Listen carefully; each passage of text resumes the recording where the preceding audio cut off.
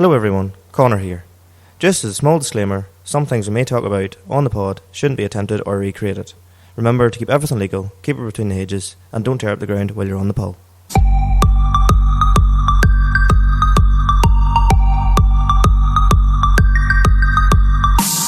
Guys say about being good in camera and all this and all that, but like there's me, you know, like trying to interview people and really struggling. Like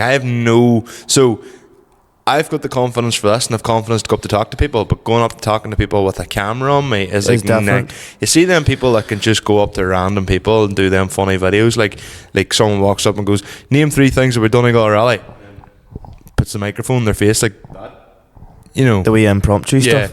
like anybody that can do that is like, that's ballsy. I don't think I have the self-confidence for that just yet. Like, what I found was funny. You know the way you said to me, in the video, I'm just standing there at the very back of everybody whenever we're having our wee huddle before we started the whole thing. It's funny. See towards like the end of it, whenever I got to sort of start to know them, even though there was like 5,000 people around you, everyone just disappeared. Oh, it becomes a complete blur. You're in your own wee bubble. Like I know Gemma and Becca joke about it, me going like, well, hey, like doing all that there, but genuinely like that, like you kind of forget there was a crowd about. I was just that happy. I was celebrating, like forgetting everybody else was there, and I looked like a complete dick doing it. Like, who cares? Will we move into the pod? Suppose we will. How long do I remember what I have to say? Right, and there'll be a slight edit till Conor gets this loaded up. No, it won't be. All right, okay. Hello everyone. What's the crack from a hungover Conor? Are you hungover today as well? No, sorry. no, hungover. I was like, Jesus Christ, Conor, I was going to say, you have a problem on your hands. I'm hungover from tiredness. That's just being tired. You know what I mean? Anyway, moving You're on. listening to the attempt at the Agri Automotive podcast this week by Limited Slip Differences. Donegal Rally special. Oi. Yes, where we chat this time all about the Donegal Rally. Well, not even talk about the Donegal Rally, just about Letterkenny. Sorry, that's right. Because do you know what? We probably will get cancelled for saying that, because you'll always get someone coming on and going, you just weren't at the rally. And to be fair, I get that, but it's during Donegal Rally weekend. The best way I've found to say it is you were at Letterkenny for the Donegal Rally weekend. That's the best way to describe it. Also, if you've noticed, I'm holding my microphone like I'm talking on a news presenter. It's because, again, I am completely bunged up. I am not one bit well. I am sick as a dog. Like, I should not be wearing a hoodie and a hat in the middle of June. Sorry, July. Holy fuck. Sorry, we're in the 1st of July. 1st of July. I shouldn't be wearing a hoodie or a hat in July, but here I am. So I always wear hoodies, but I just don't have a hat on. I know. I am not well, so I'm holding You're not well, Clanry Hotel. Not well, Don's Hotel is right. You're probably wondering what our names are. I'm Conor. And I'm Michael. Michael is not very well this time. Michael's not one bit well. We've already covered that, so. Yes. So, the Donegal Rally. Yeah, well, we just jump straight into it. I found that I maybe need Shea Loughran's book because I can't count to 3 and say 3 words. Yeah. And half TikTok now knows that. That's become somewhat of a trend, that one. It has, yes. And funny, I seen the video and it was like it got to the point where it's like on the fucking limiter, and then the comment under the video was, "That's not 3 words." and then the actual person that put the video up was like, "I know, it's on the Limited Slip Differences podcast." Oh, right, seriously? Yeah, and That's I was kind of like, actually. somebody else is justifying my stupidity. Well, see, before our Donegal Rally, was there much new with you between the Donegal Rally and the last time we recorded? I'm trying to even think. Probably loads. Bear in mind we recorded the Monday before Donegal Rally. The Monday before Donegal Rally. That was an insane week. That whole week leading up to the Donegal Rally, because I had to get the podcast out by... Sure, we released it early. That's right, we released our podcast early because... Yes, you goes to me. I think I might put a poll up and see if people want this early. Yeah, it was like 96% of people said release early. And then you're like, fuck. I think that was... Well, the reality was I was going to have that podcast finished by the Thursday anyway, because I wouldn't have got a chance to get at it Friday, Saturday, or Sunday. True, very true. And that's what I normally do. If I have the podcast say finished by Thursday, like I'm not just going to upload the podcast when it's done, because you want to have that like consecutive every Sunday, every 2 weeks. You know, because people have that rhythm. They know. Pardon me. Either like if they're going to listen to it on Sunday, or they know that it'll be on the following Monday when they're going to work or whatever. Yeah. So, like. Yeah, but I if I have the video, for example, finished by like a Tuesday, I just go and I schedule it on both Acast and YouTube, and I just set it and schedule it, and then it'll come out on the Sunday at 9 o'clock. So it didn't really make any difference, but the pressure was on because I also had to get my car sorted. What was wrong with your car? Just we needed to get the.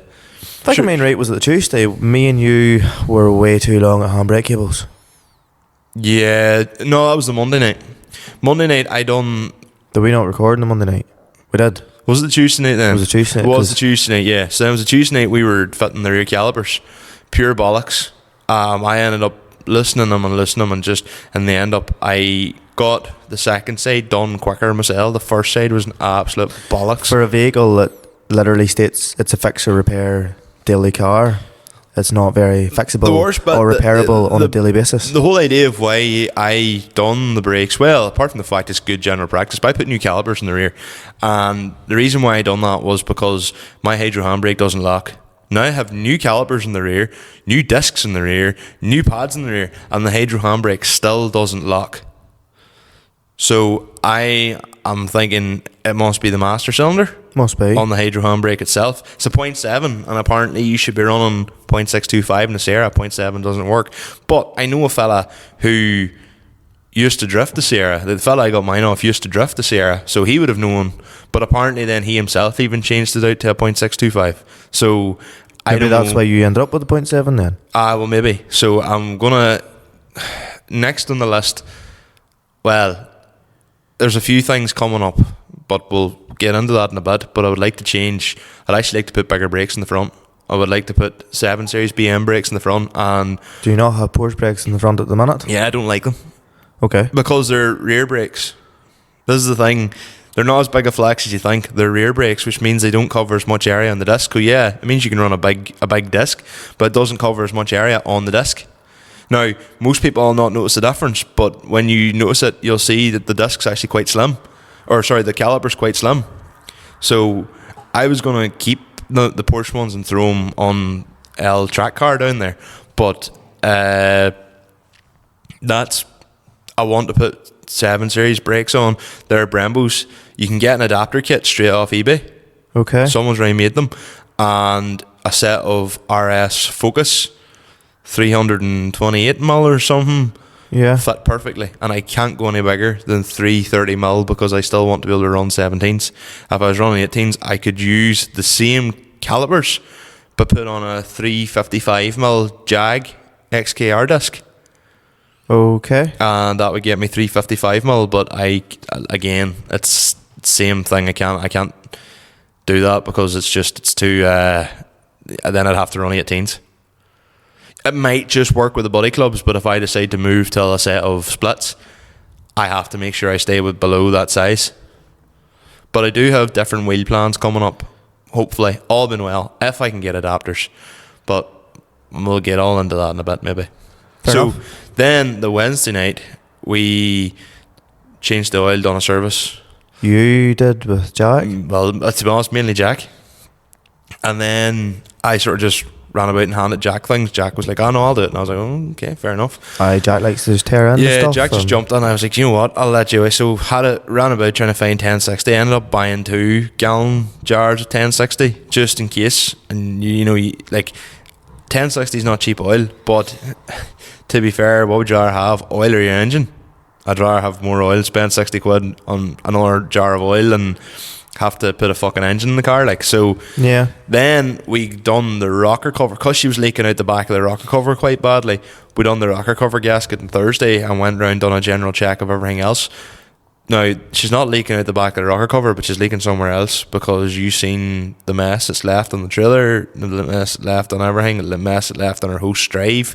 Like, Owen Smith was out trying to scrub that, but we'll talk about all that in a bit too. Like, and it was just, I don't know where the fuck it's leaking from at this point. Well, what was new with me between that Monday and Donegal Rally was I went to Adam McCartney Yes. and he buffed my headlights. That was such a stressful fucking week trying to fit all that in along with the podcast. You're fucking not joking. Yeah, trying to get I had everything out so of it. much to do. I didn't even get a chance to wash the car. Did you not wash it in the Friday morning? No. No. Sure, then the Thursday night, aye. Sure, He goes to me, we need to be in the road brave and early. aye. Sure, we were still in early. Just the way things work. I told, so Gemma had a nail appointment and I told her to cancel it. And then I was like, I don't think you. And then after like the whole time it went past, it was like, it worked out. I probably didn't need to cancel that, didn't I? Not. And I was like, Nah, if Probably just not. better but anyway, to be safe than. But yes, then we got to the Friday morning. Friday morning, we headed up the road. Oh my god! Right, so I met you at James's in the Glen Shane. So I left the house, packed everything into the Civic, Yeah, all the merch. yeah. They're a practical car, like, but She was well full, like. aye. So I went, got a full tank of petrol. Trev met you at the Oakleaf. I got some scare. Right, I came in till so I was coming down and like my car's MOT and taxed and all and insured obviously like, but I was coming down. So I came down the Glen Shane, but my car is still quite loud and it's got the tilty front wheels. So and the very very bait front plate. Why do you do these things, you ask? I don't know. If you're a car person, Are you just, trying to be cool, Michael? you just push boundaries because you. I don't know. I like. You're not a man that has a fucking attitude, are you? No, I'm not a man that has a fuck it attitude, and yeah, I do. Like, well, I mean, You do a lot of fuck it stuff. I mean, what can they do about camber? Like, you know, but it's the front plate. Really, that's what would draw the Well, at least you attention. have a front plate. Fuck, you'd nearly be better off not having a front plate, but the size of mine, because I run the letterbox plate. Like, it is small, like it is bit, Still a plate though. but I think that would draw your attention more than a car not having a front plate, How? because you nearly wouldn't look twice. I don't think anyway. Thank you, like, to be honest, whenever you'd see a plate in your car, at least you attempted it. Aye, but it's a absolute attempt to go. Like, there's no way I can turn around and say to a policeman, I thought that wasn't. Like, at least if you're on a no number plate, you can say your plate fell off. Like, I can't turn around to a policeman with my number plate It's a screwed show in. plate. Oh, I forgot to unscrew Aye, it. that's what I'd have Here, to say. you're that forgetful at times. You forgot your keys and you forgot to turn the light off in the other shed this evening, so you never know. I forgot to also turn my lock one of the other sheds last night. Only Shay reminded me. But You're forgetting yourself at times here these days, so I Fucking wouldn't hell. surprise you if you had forgotten to unscrew your show plate. But anyway, landed until As I try to justify your really small plate. anyway, I landed in till James's, and what was sitting there? A fucking Vosa people carrier with a trailer in the back. And I just went, shit. But I was like, do you know what? Like, I drove on, went to the E5 petrol pump, jumped out and started filling up. And like, I was just trying to act all like, well, I don't care that you're sitting there, you know, like, why would that bother me? But while I was filling the petrol into my car, like, I was literally, fuck, shit, My balls. Well, I are was just shaking, thinking, they're is never it gonna drop. do they by chance have a mobile like MOT? Because they're pulling some form of trailer, and I was like, does this thing turn into a mobile MOT ramp? Am I going to be taken till like? No, it's the big, like long wheelbase vans. I'm near sure would have all that in them. Right. Well, that's not so bad then. But anyway, It's more the people carries all the people that do you. does the follow me sign? I think the people car has the follow me sign on it. So yeah. Then the next thing, I was going to say Reese landed. Yes, And I had no idea that was happening. it's just the way it worked. It wasn't supposed to be, but it's just the way it worked. He literally landed in like the same time as me and Becca landed in. So that was him then with us as well. And then the next thing, you landed while I was in the shop. So literally, we were all there within 5 minutes of each other. Yeah. So it worked out quite well. And then sent her on down the road then. Yes, we left. Ended up having to take a detour through Derry. Aye. Because you... No, hold on. So, we left the filling station, and I got a wee bit giddy. So I went a wee bit harder than you, to 70. And then realised you can't do 70. Only because that big hill up the And then- Glen Shane, with me not having the map on it, you would be shocking. Like, that's the car would be under serious load. Because I was sitting at 60 and I was like, what the fuck is this man I doing? can drive 60 dead on most of the time, but see, going up that hill, slack to 50, because you're put as, like, I would just be putting that much, like going up that hill is like a dyno run. So if you're, like, bearing in mind I can't rev past 4k, Okay. because that's when she seems to kick hard on boost, and I don't want to do that because I say it's only running a base map. Yeah. So I don't drive it hard. So, but with her, I didn't want her to bog down and then the next thing go lean. Well, anyway, so we get up to the top of Glen Shea, and I at a point seen a car flash and went, Aye. is there speed cops or something Yeah, up here? flashed at me as well. And I was like, but then, like, There's 2 or 3 cars flashed at us. I don't know, like, were they maybe listeners, recognised cars? Well, there was no cops.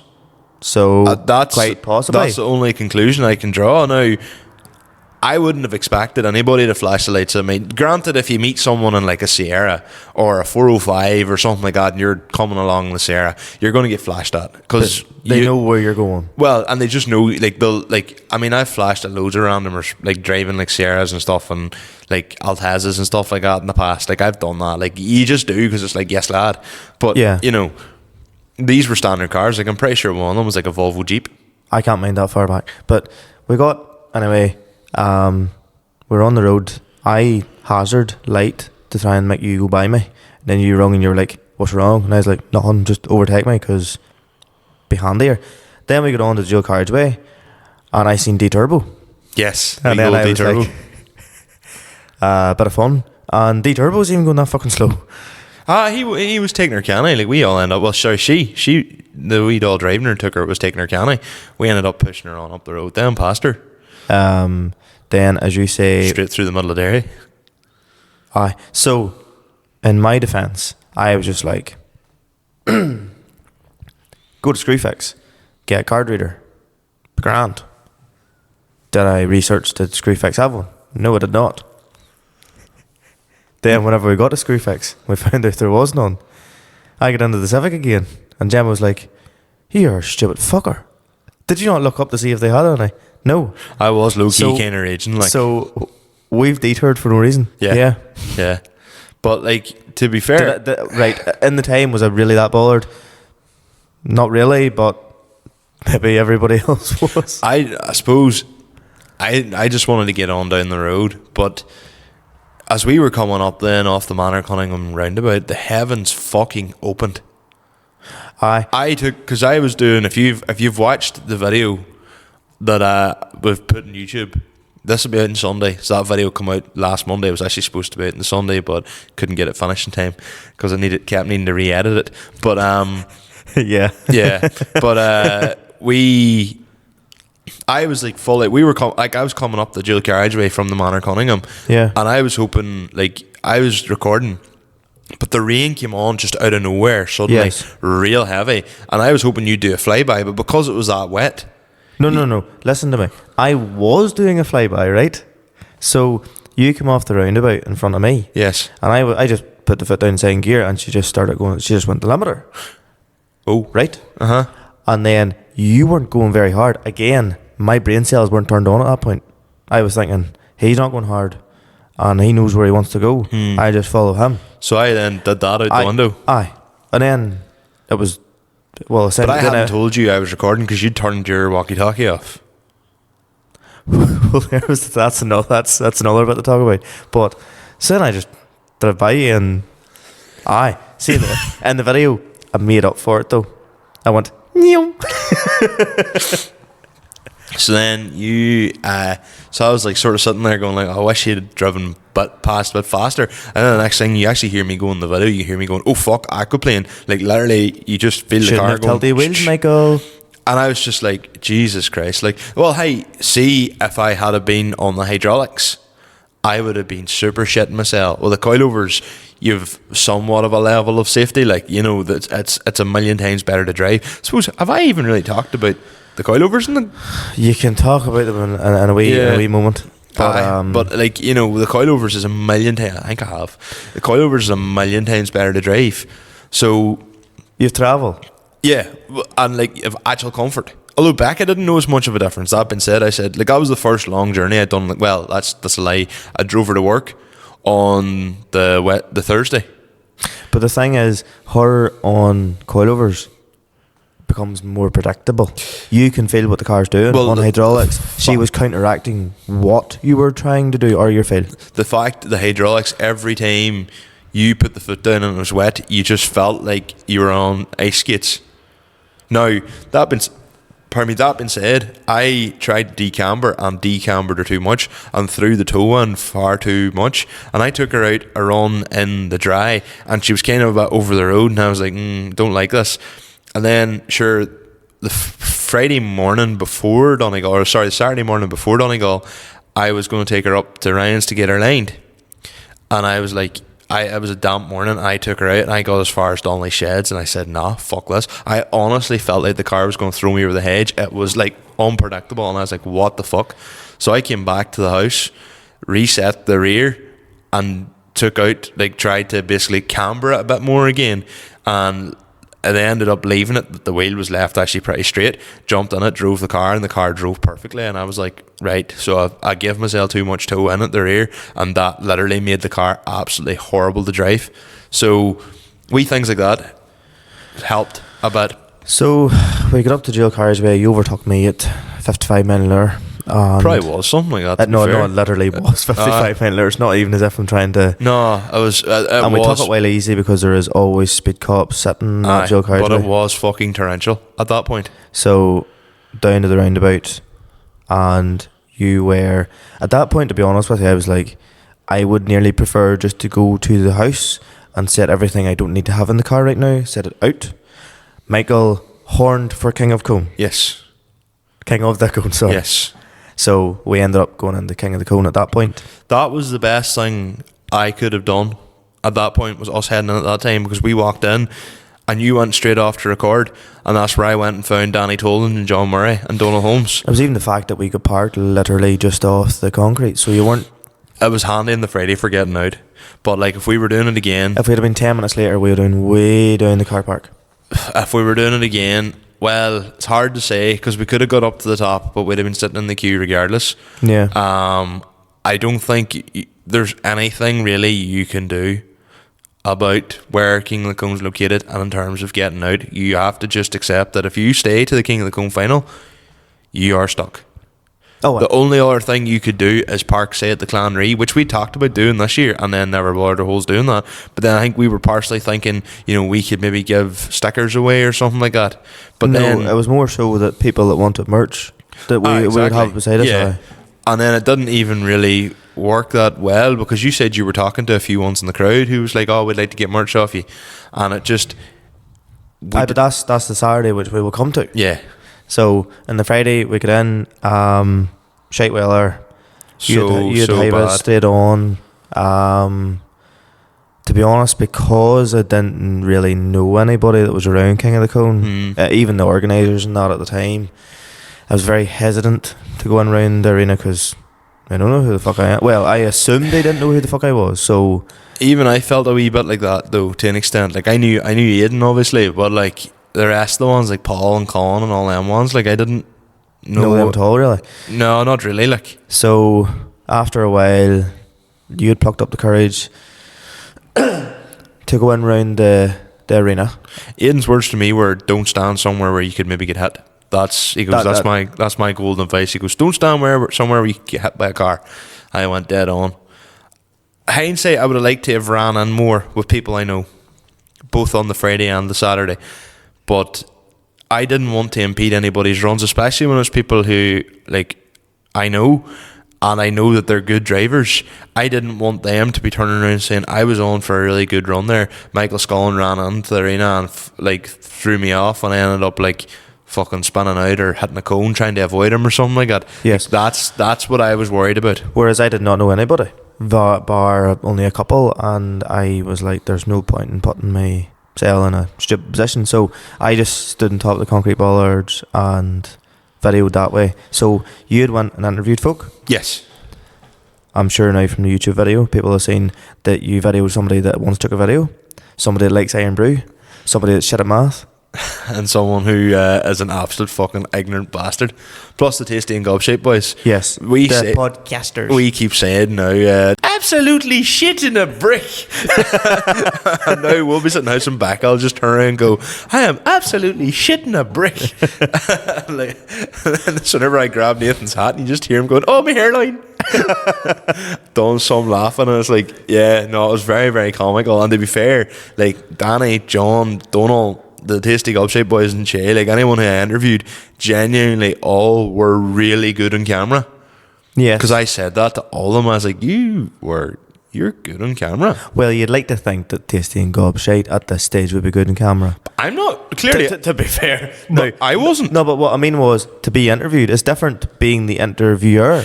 Yeah, okay, like agreed. If I interviewed you, like, you would do a far better job. You're a much better interviewer. No, but what I mean is, like, if you're going up to somebody and you're giving them the winning questions, they've something to go off. When you're the one creating the questions, yeah, you're like, right, how do we set the vibe straight then? Yeah. The weather's shite today. Yes. But it wouldn't have mattered. Like, I could have went up to Conor Kelly and would have still struggled to ask him a question. Like, if like, take someone who I know extremely well, even you, like, I would have, like, I probably still would have struggled just in that moment in time with all the noise and everything going on and your mind's racing and you're going like you're thinking of a million things at once. It is quite difficult to have that conversation. Now you get boys like Danny Toland who literally there's a big crack in his rear bumper and immediately you're like, right, okay, there's a talking point, you know. But like, it doesn't come across in the video, and I don't even know if the other people felt it, but there was times I was standing there going, they think I'm a pure dick, they're thinking I'm a pure dick. That is me on camera. Yeah, like that's exactly what I was thinking. And these are people that know me and are friendly with me. And I was sitting thinking, these people think I'm a pure rod. I was going to say the reality is they probably don't. They actually might. But you like to think that they don't. Everyone was too good in camera to not, you know. But I get real stuff. That's one thing I learned this year is that I thought I was comfortable enough in camera, but when it comes to interviewing, I have a lot of work to do. Yes. Myself, personally. To be honest with you, the way I thought about it and have thought about it since is, see, being in here, you're in your own bubble.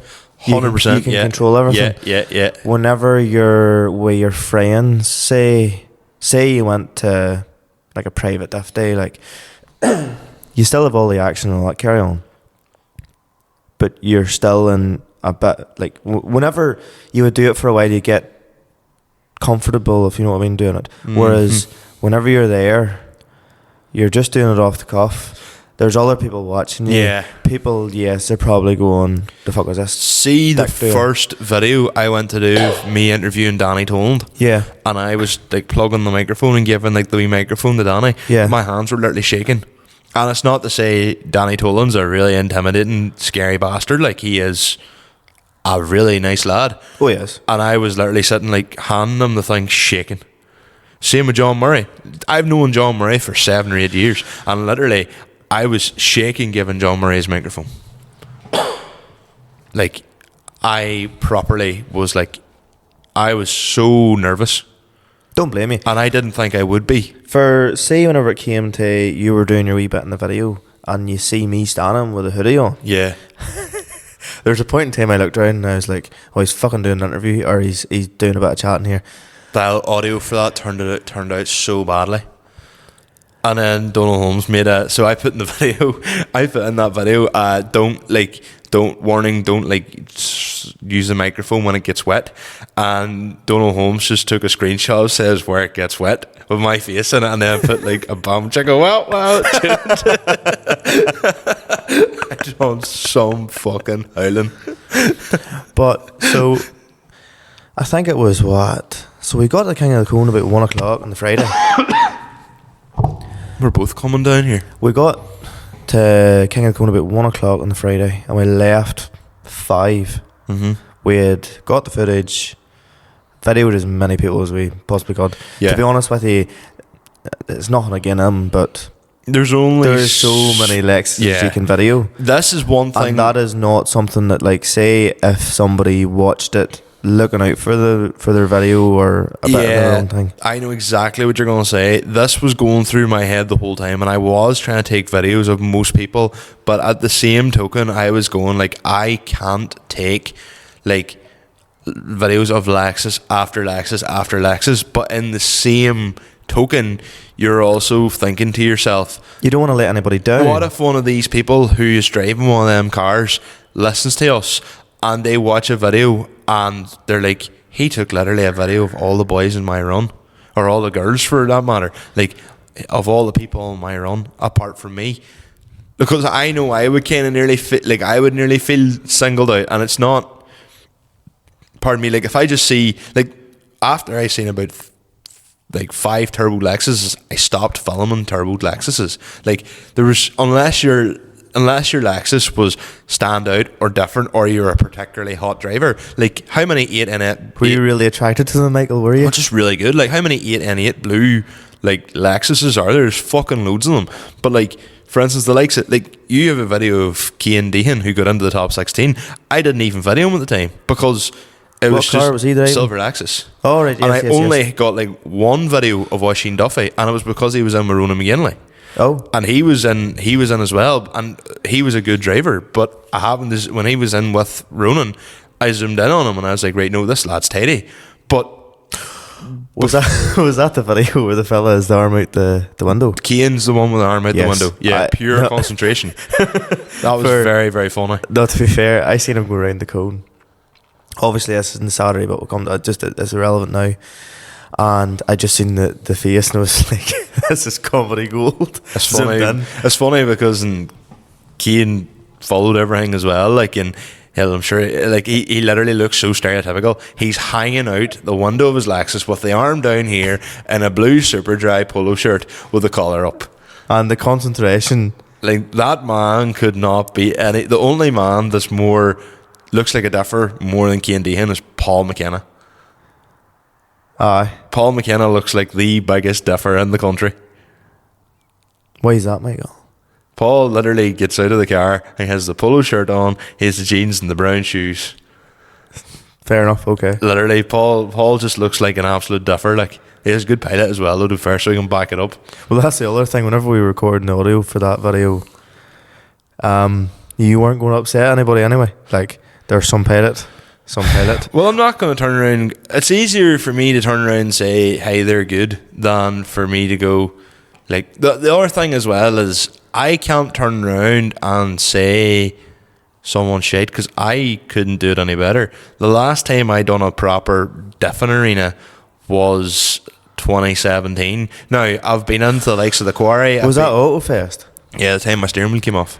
That's right. Gary Kerrigan still likes to remind me of that to this day. Like, you know, I've been into the likes of the Quarry and private places and all that there, and Eglinton and all that there, you know, and in the yard and whatever. So it's not like I haven't driven a car or diffed a car or anything, but that arena with those people and all, like, I haven't done that in years. So I can't say I could do any better. So there's no point in me going and saying, he wasn't that good. No, if someone's not good, I'm just going to simply ignore it. Well, I'm going to sound like a dick for coming out with that, but I drive a Civic. It's not as if I'm going to reverse in the king of the cone and just go right everything backwards. Way me open deaf. It probably would be funny, to be fair. But that was Friday was an absolute fucking washout. And then we were standing talking to Oisin O'Hagan then at the very end, him and Lorcan McCafferty. Yes. And the heavens just fucking opened. So we were chatting to them. We were admiring the D-Turbo. Yes. And the Lexus. Yes. D-Turbo's cool. Yes. On the Momo Aros. Aros. Oh, of course it's Momo Aros. Yes. 17-inch Momo Aros. Yeah. I knew that. Why did I say stealths? Your head is... I'm not wet, like. But, like... I was like, 3-leg with no brake light, and you said something else, and he was like, yes, exactly what I'm for doing with it. Then we discussed about pumps and how to make them go better, and then started to rain a bit more. And the woman just went, we're away. Oh, they went away, like, yeah. So we were standing there half an hour or so. Then we started walking, and as soon as we got to the pay station at King of the Cone, the heavens did open. It was bad. By the time we got back to the car, we were like 2 drowned rats. Oh, we were 2 drowned rats. To be honest with you, the hoodies held up well, because they were surprisingly not, like, I wasn't soaked. Oh no, I was. No, I personally wasn't that. Well, you. Oh, sorry, the hoodie was soaked. Yeah, okay. But I yeah, took the hoodie off and I was fine. Yeah, Yes. yeah. Play along with it, Michael. No, but they actually are. Well, to be fair, they actually are pretty good quality. Like, and that's any feedback we've had thus far from anyone has went, these are really good quality. I'm like, yeah, we know because we did. We went through long enough. Yeah, like, it's not as if we tried a few different things. Like, we were 5 months or so going through different stuff. yeah. Also, speaking of merch, we've got the big flag.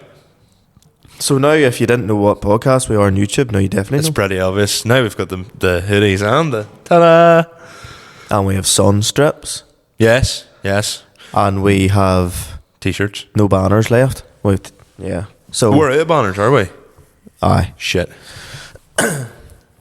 We need to get the... Oh, aye. The other banner's lying there. I was supposed to put up on here. That's right. So, left King of the Cone. Went up to the and house. Went up to Well, the. we got food first. We got food first, yes. And then dropped our shit off. Dropped all the stuff off, and then we headed back down in the town. I had. Well, put it this way. So, we left the house to go and do a lap of the town. Yes. I have never felt a fucking buzz like that there in a long time. Well, we never got a chance to lap the town properly last year, and in 2022 I was that feared of my car and Yes. that panicked about my car, whereas this year it was like, yeah, fuck it, let's go lap the town, and I was happy to lap the town. Well, so It was good to lap the town again. last year, funny, on the Saturday, so on Saturday, I was, Honda K Pro V4 is Bluetooth enabled, so Yes. you can look at some stats. Does it really make much of a difference? No. I was looking at like intake temperatures and thinking, oh my god, my car's well warm. See, this time, Not one fuck given. I did not put Honda on. I just looked at temperature gauge. It always stayed between like centered, and I burnt a lot of fucking fuel. But that's one thing I'd say about this year is normally I'm sitting looking at oil pressure, oil temperature, everything. Like, my oil temperature never really lifted. It doesn't go above 80, like, which is good, obviously. Temperature hand started, as I said, she was starting to get a bit hot, but my car hot is like 83 degrees. Like, it's not hot. Okay. Like, I'm sitting, like, my You're car... thick of oil, like, it's going to take a while to No, heat but up. like, I mean water temperature. Like, my car, when it's at, because of the gauge, I think I have the wrong sender, and basically instead my car at like perfect temperature, instead of being between the O and the R, which is the center, Yeah. mine's is like between N and O, which is like higher, like maybe 3/4 or even more than 3/4 up. And my car normally, because it runs cold, sits below O. So when it goes to N, like above N, that's only when the thermostat's starting opening, so that's like 82, 83 degrees. Out of curiosity, do you know the long straight after the roundabout? Is that bar up on the right hand side with the 2 levels? Is that Sister Sarah's? Yes. By fuck, I'm not joking with you. So, I wished my car was mapped for that. Although looking back on it, maybe a good thing it wasn't. But you were in front of me. You were 2 cars in front of me. I went by that there, and fuck, I'm even getting adrenaline even thinking about it now. But obviously, you had the full crowd, and there's any fucking time I could get a chance. Essentially, yes. Bum, bum, bum, bum, bum, bum, bum. Yeah, Thank you for making the good. yeah, we heard you. We had drove by it, and we went down round to go back up again, or whatever way it was. We went by Sister Sarah's, and it was on the left. We went round the roundabout, and we went back in ourselves again. Yeah, My watch was telling me, is there something fucking wrong with you? Because I had that high heart your rate. heart rate was probably. I mean, I was fuck drugs. Just have a limiter in it your was car and it class. gives you euphoria. Like, heart rate was going fucking 90. absolutely And- 90, yeah. And my hand, whenever I was changing gear, was like fucking that. Now, was I doing it, and was I doing a burnout? No, it was just the buzz. And then I looked over to Gemma, and Gemma was like, "This is fucking deadly." I'm even fucking full of adrenaline. Do you know what's quite interesting is that Gemma was so, and the same as my missus, was like so against carboys. Right. Becca said two people should never date: farmer or a carboy. And now she's with me. Gemma, whenever we started talking at the very start, I told her I was looking to buy a Civic. Give her the ick. No, no. But wait. I explained what it was like. I think I sent her a video of one that in a car scene or something like that there put up on Facebook. Probably K20 OTR or something, was it? No, it was a red one. It was doing a rollback, but done the same way mine was, so it revs while it was doing nothing. You know, it doesn't have a soft limiter on it. But anyway, I showed her that there. And at the time she was like, "Are you one of those dicks that just, sits in a filling station and revs the car?" But wait for it. So whenever she came out with that there, she was like, "Oh, I'm pure buzzing. This is pure deadly." I was like, can you imagine back then to that? She was like, "No, I actually get it now. You're not revving at like Wee girls." Yes, you're not revving at wee girls or something stupid like that. Yeah. So you're revving because it's one of the like this is just class. And it's part of the atmosphere. she was like, Donegal's favourite time of the year. Not a person whatsoever, but Bag is the same. But like, it's the atmosphere of, you have all the, like, you basically have the atmosphere of Sister Sarah's. Yes. And they're all standing there because they just want to hear cars. Yes. And now, then all the people walking along the streets. I'm just thankful that my car bangs as hard as she does. Yeah, so whenever aggressive. I'm revving it and a chaser goes by or a Skyline, I'm not making a complete fucking dick of myself. Yeah. Because I'm nearly banging as hard as they are. Yeah. Their anti-lag obviously is going to outtrump me. But I know the buzz, like, it took me to when we got to Applegreen to settle the fuck down. It fucking breaks my heart. Applegreen is dead. This year, it was dead. Well, you could get fuel, but fuck all else. But normally you're in Applegreen till 1 o'clock in the morning. People's parked up everywhere. I don't know whether it's down to new management in the Applegreen or whether it's the council or it's the police or what it is. I don't know what it comes down to, but they lost a proper gem. Like, that was always the thing. You came down, like me and Calvin Kirby, and we first were doing like building our cars, we were like, we want to build an Applegreen car.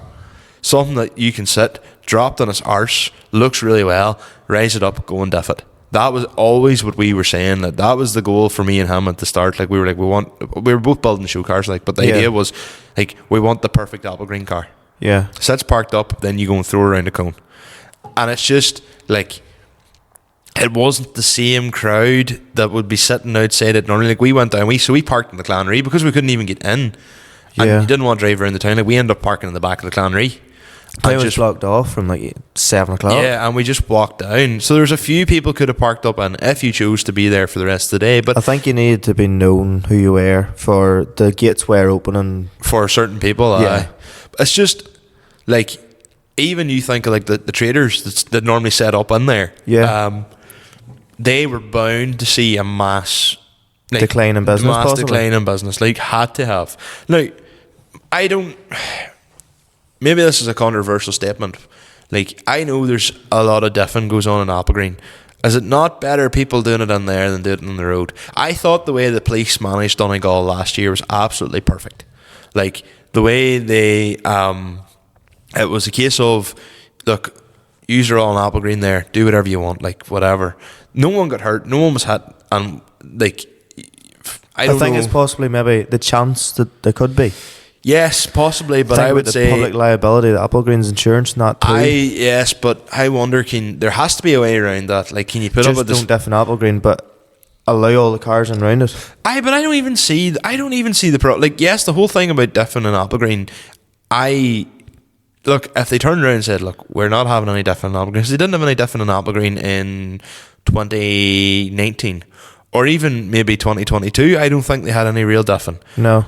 So, it was still packed. Like, last year they had security, but I think people overwhelmed the security at it a bit. The security didn't really seem to care too much last year, as long as people, like, stood back. Yeah, and they had people saying, like, people going, like, get back, stand back and all this here. But, like, the whole thing about Applegreen was you came down, you did your lap of Applegreen. If you wanted to, you parked up, and that was fine. You got out, walked about, seen people, etc. But now they've all them bollards up. It just feels like a buzzkill. Yeah, like an Applegreen's on the main street, and it used to be everyone was standing on the road and you were watching the cars go by, and I really missed that this year compared to last year. Or in the previous years, like where you're standing around and the next thing you're on top of fake limo, or you're running about seeing boys diffing or whatever. Like even back as far as 2018, whenever Jack McGarry was in the S15 diffing and Applegreen and stuff, like, and it was just times like that, you know.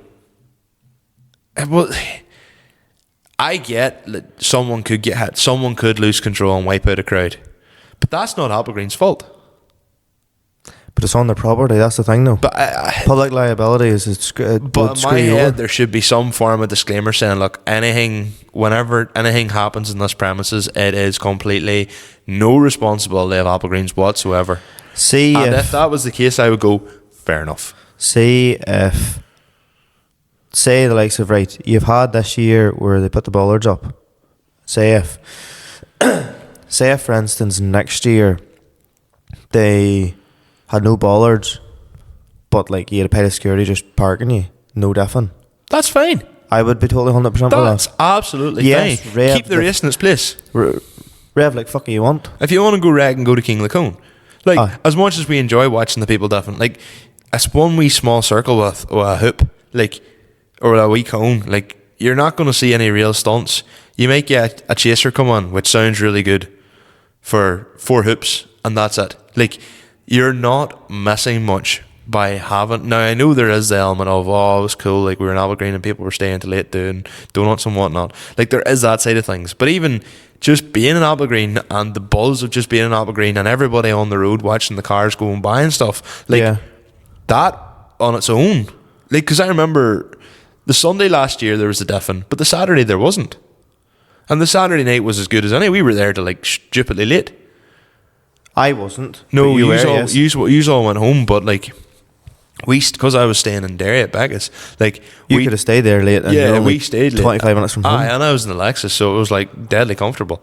So it was great. Like genuinely, it was class, and that is one big thing. Now I think it's just because we get so hung up on Applegreen. Like maybe we could have went to the Circle K and watched people going by there, and it might have been a different story, but we didn't. Just because Applegreen has always been our spot. Well, it's not our spot, but it's where we've always went. And then, so that was okay. Well, I'll say that was okay. I think if King of the Cone and what we got to do this year hadn't been so good, I definitely would have been a lot more bummed out by Applegreen. But I do remember saying, like, it does seem quite, like, there's weird vibes. It just wasn't the same. It just didn't have the same buzz. People were driving past, but it wasn't the same. But then again, if you think about it, a full car park in Applegreen, there's a bit more cars there. Yeah. So there's more people. Yeah. They would all be standing out on the Saturday evening. Or the Friday evening, sorry. That's what I mean. Whereas people sitting for, like, you would see people sitting in front of Applegreen at like 2 o'clock in the daytime. Yeah. Which, fair enough, like, just watch the cars. But, like, because the traffic was that slow and stuff, like, it used to be, like, you'd see people, and then they used to, like, stop, and people would come out, like, one at a time out of Applegreen and stuff. Like, and it was just good to watch. It's just good to be part of that. And that just doesn't exist anymore. So, we stayed there at about midnight. Yeah. It was maybe roughly around midnight. I'm getting a wee bit low-key raging, because I threw the neons on, and I haven't seen a single... I know there's people took pictures. I haven't managed to see a single picture of my car with the neons on. Forgot even about that, to tell you the truth. But whenever we were at Applegreen, we got talking away to Jimmy Keys. Donegal Meehan, likes of them. Optical Lens Photography was there too. Yes. So this is where I started noticing something a bit funny. When we were driving around, so we done a full lap of the town on the Friday night. I was sitting, the temperature hand had moved and I'd turned on the fans and it was dropping, but I was like, it's starting to get a wee bit warm. Now my car doesn't normally lift the hand anymore since I got the new turbo on and all that sorted out. My foot was killing me from the clutch. Mm-hmm. And I started noticing when I was driving, or when I was sitting there, my AFR, so air fuel ratio, was a bit higher. So the closer it is to 1, the more air you have So Okay. basically, your air-fuel ratio mixture is 14.7 to 1. 14.7 units of air to 1 unit of fuel. That's your Right. stoichiometric ratio. That's what it's called. Okay. When you talk about it in terms of lambda, that is 1. Lambda Right. 1. So anything below lambda 1 means your car is rich, and anything above lambda 1 means your car is lean. Rich is more fuel. Rich is more fuel, lean is less fuel, right? So You don't want lean. You kind of don't mind a wee bit rich. rich is fine to a certain point, where You don't then want you a start bore bore wash. washing. But normally when my car sits in idle, it sits anything between 0.88 to 0.91, 0.92, Yeah. which probably, because my car is mapped to be a bit richer because of the base map, that's fine. I was sitting in Applegreen and my car was starting to hunt, and it hasn't hunted in a long time because we fitted a B16 throttle body, and I raised the rev limiter in my car, so it revs higher than it should. Okay. Like it sits at like 1,000 RPM as opposed to like 800, and that At idles, you mean higher? yeah, sorry, it idles at 1,000, maybe even 1,100, compared to 800. Yeah. And it's not the end of the world. It just means, like, it used to be my car used to go boom, boom. Yes. Because it was always hunting. Yes. Doesn't do that anymore. So basically, all this here, you she started hunting again. you thought there was some nut, possibly. I said to Becca, I was sitting in the car and I said to Becca, I was like, hey, my air fuel ratio is higher here than it normally would be. Becca's like, yes. Aye. And she's like, all right. And she's like, is it a problem? And I was like, I don't know. But that was okay. I was sitting there and it was like 0.94, 0.96, and I was like, maybe it's just because I've been sitting idling for so long that it's just corrected itself, and it's closer to lambda 1, which is technically what you wanted idle. Yeah. So I actually was like, oh, maybe this is better. Yeah. But then we were driving around the town, it was fine. And I didn't really give my car any particular shit. Not something I really do. You, on the other hand. And then on the way back out, leaving Applegreen again, going by everybody again on the way back out the road, and there was like a fucking Mark II JZX, and it had some limiter. It was aggressive. That must have been Bradley mode, like. He was that good at it that he gave Gemma a headache in 30 seconds. It was insane. But that's even the likes of, like, I looked in the David McGinty and all came by in the Sierras, and then the next thing, Alan Kelly literally come back from Australia, as the Danny told, as the Ronan McGinley. All them boys come back from Australia just for the Donegal Rally. Next thing, Alan Kelly drove The Donegal Rally weekend in Letterkenny. and he was like, aye. Alan, like, literally was like, well, boy, what's the crack? And I was like, well, and last stage we went by and I goes to back. I was like, I thought he was in Australia. So, but like, them boys literally, Like Dylan Commons not in like Australia not that long ago. Or was maybe it? as well, but I know for a fact, like Danny Ronan, because I remember talking to Ronan going, I was like, you not in Australia? And he went, aye. He goes, are you home? He goes, no, I'm heading back here now next week. He goes, I come home for this. I was like, you serious? He goes, yeah. Danny told him literally was home on a Thursday or home on the Wednesday or something before the rally weekend, and away the following Friday. Fuck. Like, yeah. Alan Kelly's the way back as well. He put up a picture of them all the way back as well. We then come up, so then we finally got a bit of clear air to come up the big hill out of Letterkenny heading back to the house. And I put the foot down on her and I was like, strange. Normally when I put the foot down, she drops to like 0.82, 0.8 in the lambda. She only went to like 0.88, 0.9. Okay. So she was still Struggling to fuel herself. still basically. running rich, but Not as rich. whenever you hit boost, you're supposed to be down to like 12 to 1, 11 to 1 AFR. So basically, whenever she hits boost, you're meant to have a bit more fuel Yes. to counteract it. Yes. Yours was not throwing as much fuel into the engine as you would have liked. So But- therefore, possibly could be something wrong. Yes. But I was like, okay, not the end of the world, but we'll deal with it. Yeah. Then there was a Subaru Impreza in front of me, and I came out like up behind him, and like if I go out to about 3.5, 4k RPM, my car lets a big out of itself. So I was having a wee bit of fun. I was like, deadly. Like, this is what it's all about. This is class. Go back to the house. I was okay. Went to bed. Got up the next morning. Saturday morning. So because of where the actual accommodation was, it was in a big hill. Yes. My front bumper, the splitter, sits out a brave bit. The maxing lip sits out a brave bit from the front bumper. I was like, instead of me trying to possibly trail this off, I'll park below you, I'll reverse back, and you said to me, look, don't really want to start her in that much of a gradient. No, I'll just roll back. Roller in the hill. No, it would have been fine, but So I reversed back and I pulled up forward Yeah. to allow you to go out by me. Yeah. And then there was a pause. And then here, and I was just like, 10-second pause. and I couldn't at that point remember. It only came to me later in the day the fuel pump issues that I had been having the night before, and at the time I didn't put two and two together. But I went, oh fuck, right, I've got a problem. So turned the ignition on, no fuel. My car normally makes like a wee sort of wow noise to get the fuel pump to prime. Yep, no sound. I went, right, okay. You hadn't checked the fuel level. I can't check the fuel level because as soon as my car goes below half a tank, It's empty. it says it's empty. Okay, so that was First thing we did was we're like, right, we'll not overreact. We'll go and put fuel on it. Bearing in mind we'd planned on getting down to King of the Cone early to see everything, and we were standing in the house. We put fuel on it, and I went, paid over the odds for fucking fuel, and had to buy 2 jerry cans at €7 each bulk. At least you have them for your lawnmower. I'll probably fill them with super, to be honest. Fair and enough. take them, if I'm going anywhere else, take 2 jerry cans of super with me. So, Octane booster.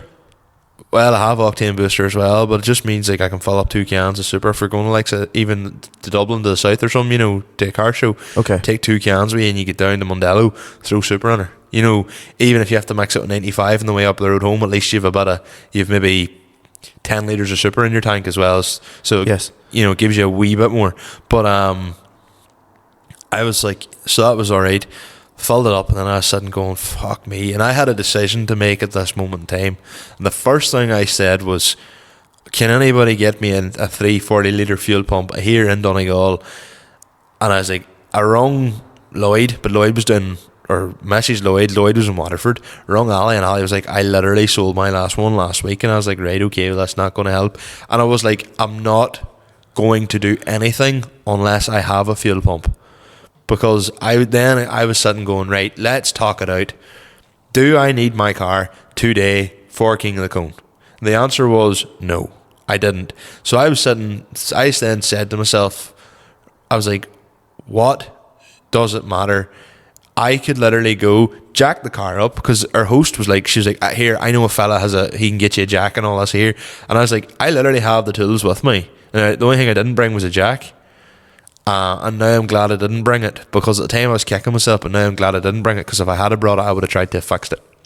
Fair enough.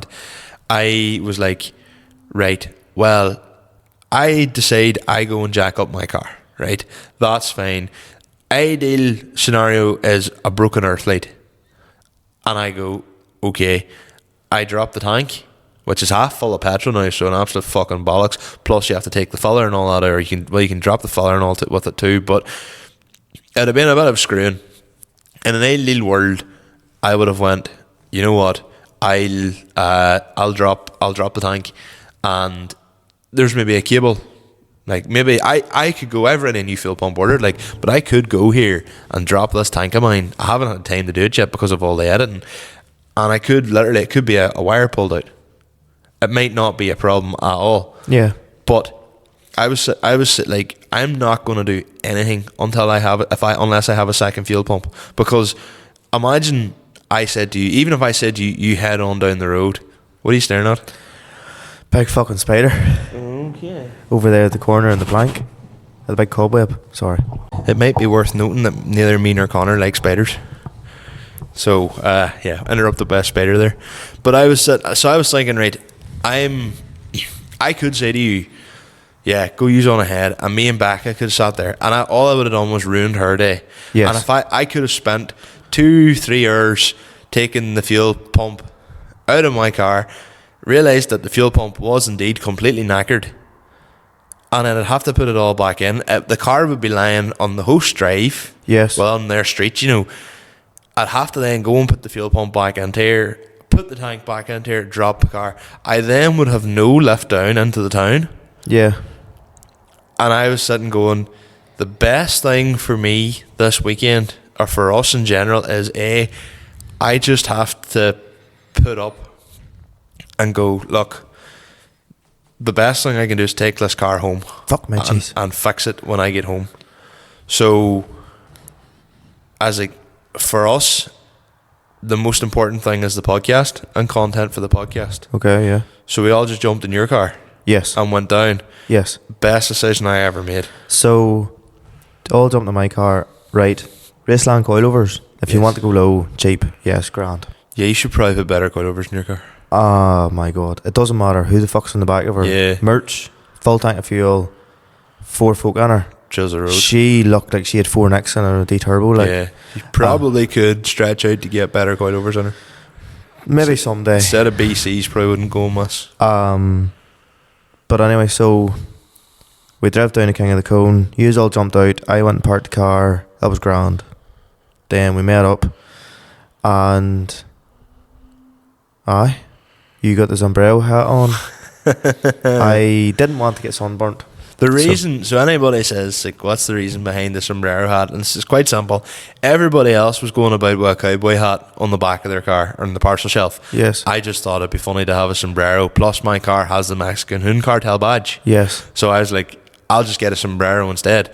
But because the car wasn't there, I was like, right, well, I'm just going to wear it instead. Fuck it. Yeah. Give myself a wee bit of false confidence. Yes, yes. So we walked on up. We shot the wee intro for the video. Yes. And it's one thing doing a wee bit of video and like, you know, doing a wee video for the intro with nobody there really on the Friday or a less crowd. Yeah. I was shitting myself doing the intro on the Saturday. The reality is, like, the people that even were in the line literally behind us was Tasty and Gobshite. Yeah. So we couldn't have done it in front of better people. Yes. But at the same token, I can't help sitting thinking, going, them people probably think we're real dicks. But reality is, then you see the video and nobody gives a fuck. And everyone's like, well, of course they need. And then I think once people see you on camera, like the video you produce, they go, oh, that's actually really cool what they did. Yeah. But I think if they don't see the result, people probably go, fuck's he doing there, whatever.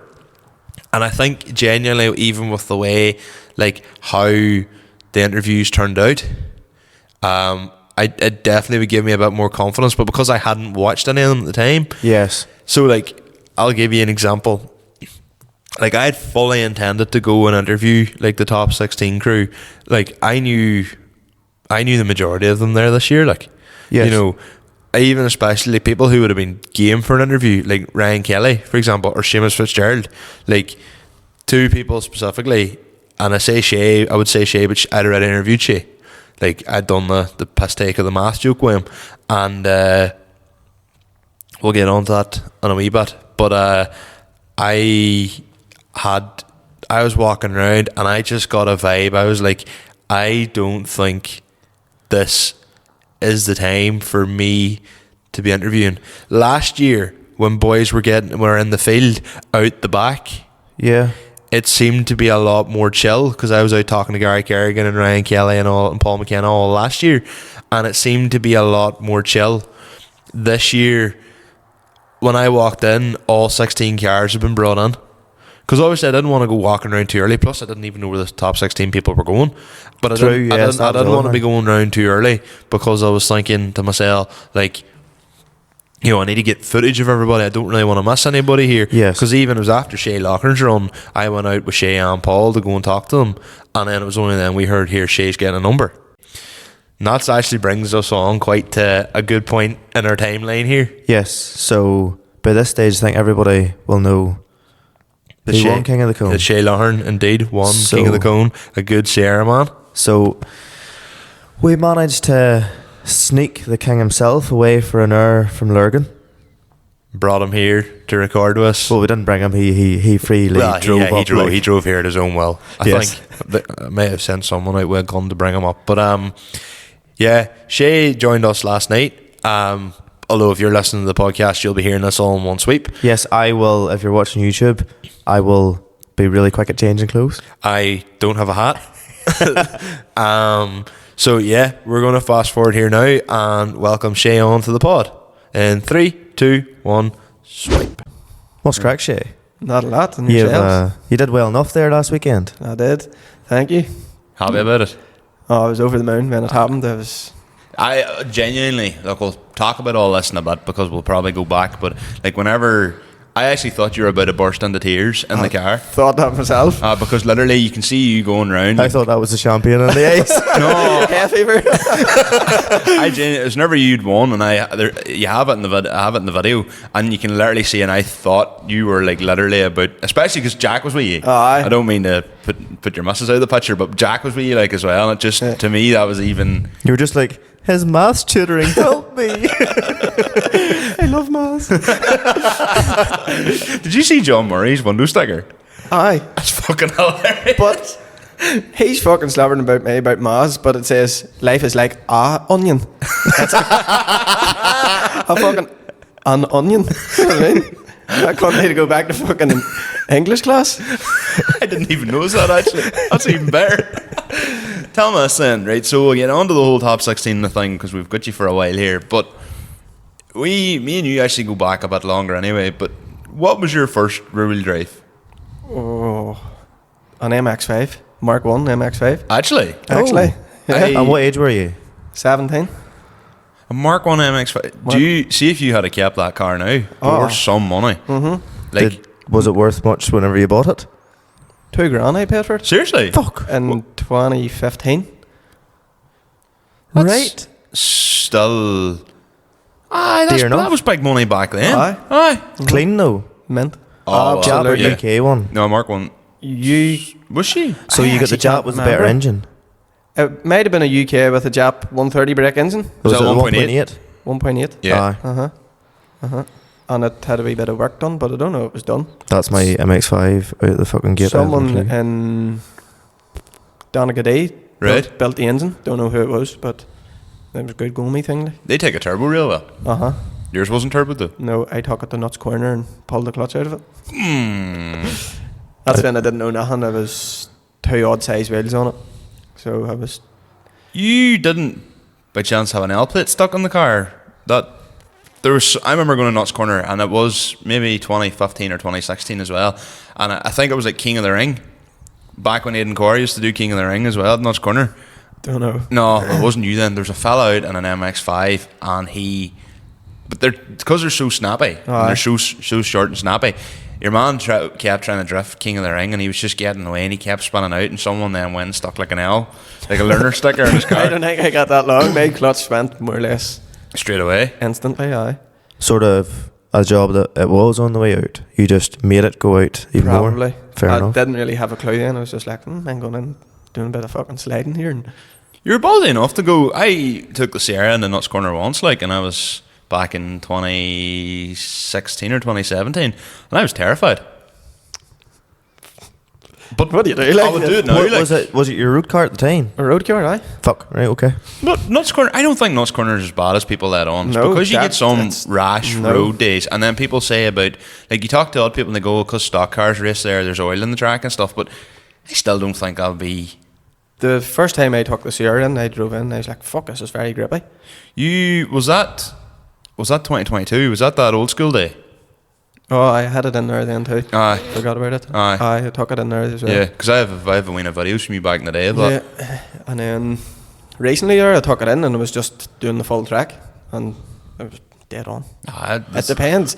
Now, to do a road car line and a drift car line. So if you want to go into a drift cars, you want to be rash, go in with them. Aye, boys properly trying to sit in your door. If you want to keep it good. Go with the road car boys Go and with just the road car, aye, and they've sent less people probably it. Nuts is dead on, It's perfect. It's good. It's only half an hour for me, if even 20 minutes. It's not that much further for me as well. It's just my car's not mapped to go to it yet. But and unless I'm going to reverse around the track, there's not much point in me. I wouldn't be the first time. Do you remember that old school day? There was someone coming in a wee Fiesta. Oh, Yeah, Jesus. Yeah. with the handbrake up. Yeah. They were doing the full track with the handbrake. It was brilliant. And he started doing like reverse burnouts or reverse Yeah. donuts and all in the middle section. Yeah. How long did you have the MX-5 for then? Oh, a month. Seriously? Aye. Was it the clutch gone? You were like, fuck us. No, put a clutch in it and then chopped the cat out of the exhaust and fucked about in it more and then sold it. I actually sold it to get insurance on my own name. I Oh. bought a 1 litre Polo and couldn't insure it. Fuck. So I went back to Civics. So then, so you're now talking Conor's language. Aye. What Civic are you talking about? Oh, I've had Civics from first pass my Like test. EPs or EKs? AKs. When did you pass your test? 2015, You're 26, are you? 26. Did you go for an EK4 then to begin with? My first one was an AK3, so what? AK3, I didn't even know they existed. 1.5 VTEC. Oh. Single cam? Yes, yes, yes. It's a good going me thing, so it was. Especially for your first car, it was Yeah. unreal. Is that the D15 engine? D15, Z6, if I can remember rightly. Are they the ones that take the turbo well? Yeah. No. D16s take a turbo. Single cam Aye. D16 takes a turbo well. But it was some crack. Would you have been about like the likes of Banbridge and all back in the day and that? A wee bit, aye. Aye. So I used to be around Banbridge and all in the 207 back then. Mm-hmm. Like fuck, me driving from here to Banbridge, like that's some track. Like, but I remember driving like round Lurgan and all because what do you call him? Used to be a fella. Do you know Kyle McMurray? Yes. Yeah. He's from Banbridge? Yeah. Well, I remember one night being in Lurgan and I drove through Lurgan and Kyle had one of the 1500 Rovers he's had, Yeah. and he was parked up and I was like, "Fuck, there's Kyle." And Aye. we were driving anywhere for laps back in the day, but it was fucking. That's my mate Kieran. He was always D turbo and Rover mod, and then anytime we were going to Banbridge, I was jumping into his yokes. Sure, you need to fit in somewhere, like. True. So, after the MX-5, what was the next rear-wheel drive you bought? AS200 Oh. on rear plates as well. Seriously? Yep. What way did that work with insurance and stuff? Can't remember. Probably. My insurance was always in around 1100, from 1100 to £1,500. So It's not too bad. No. It's not Well, horrific. then- Like What was I going to ask there? the Lexus, then was that like your standard? Like, see back then. So we're talking probably 2015, 2016. 2015. Deer? £1,100. Probably Maybe £1,000. probably sport? a sport with an LSD in it. Fully sport kitted with an LSD and all your wee chrome trims and tinted windows and all that. It was an 8N8 blue. But Yes. did it have a TWRD kit on it? Can't remember. Take me back, like Unreal. £1,000 or £1,100, like. Did you do an entire? Cut the fuck out of it. Fair enough. But that was back probably like I don't really remember because 2015. If you're saying that's 2015 or so, 2015. I remember going to Donegal Rally for the first time, and there weren't that many Lexus. No. It was still Sierras were still the hedge beater at that stage. That's More so hatches even. Well, yeah, big time. that's what I was offered, was a hatch, and I was like, fuck, I don't know. It was a 4x4 hatch, and what the boys were going to do was cut the shafts out of it for a bit of cutting, and then a Lexus came in. It was all, I'll take the Lexus, and just cut about in it. Couldn't get rid of it. Seriously? £1,200. Could not get rid of it. And the boys that bought it off, it was Jack's uncle. He actually bought it back for the same money, or for £1,200, I think, Mhm. and then maybe sold it for £1,300 for someone to go to King of the Cone in, and they blew it up, King of the Cone. Fucking hell. Right. That's on. But I remember like the first year of the Lexus at Donegal Rally. I think particularly I remember 2017 and 2018 was when everybody was buying silver Lexuses Aye. and not even doing anything to them. Like literally, they were forgoing until the likes of Letterkenny Carton or King of the Cone, because King of the Cone was a bit. I'm not shitting on Aiden when I say this, but King of the Cone is more prestigious now. Oh, aye. The driving is a lot better now, whereas I remember even in like 2016, 2017 standing talking to boys and them saying, I wouldn't be going to that King of the Cone, it's very, very rough up there. Like now Ferry's Yard's the Aye. place to be if you want to. Take anything, Aye. basically. But ferries, I would only go into ferries if it was a squad of us Who you going in knew. together. Aye. Aye. 100%. That would, and No. if anyone came in with me, I would just like, no, go away. Unless I knew they were decent. Aye. You know what I mean? Ferry, have you ever been in ferries? Not in a car myself, no. Aye, but just- I've been there. watching, aye. Same. So Lexus then, what about after that? Lexus again, maybe. Crashed it. Silver Lexus, aye. I think it might have been silver Lexus. Crashed it. Put the bonnet out of it and bought a track yard for 150 quid. Holy shit. Boys were looking 150 quid for a bonnet, and a fella texted me saying he has a track yard here, silver track yard. Bonnet was perfect. Took the bonnet off it, put it in mine, and then sold the track yard, I think, for 500 or 600 quid. How'd you get it so cheap? Don't know. I honestly do not know. And then fixed my road car with the bonnet and drove about in it. Good crack. Just racked about it, like. So, right. I'll get maybe sort of further in time. You got a yellow Spec R S15. I do. And when did you get it? Just before COVID, so when did COVID kick in? 2020, so probably 2019 then. I got it in 2019. So you bought that thing when you were... No, I'm a liar. I got it 2020, my birthday. It landed a day before my 21st birthday, maybe. Was Import Wizards brought that in for you? It was, yeah. I think I remember seeing the post. What was the notion for an S15? I sold my yellow Civic. An EK with a 2.2 in it. Huh? Aye. Is that the prelude engine? A Accord Type R. A H22 or something like that? H22, yeah. I bet you that was sharp. H22 with a B series gearbox. That would have been So short range. I sold it because I was probably going to die in it. It was quick. And I mean quick. And they're torquey.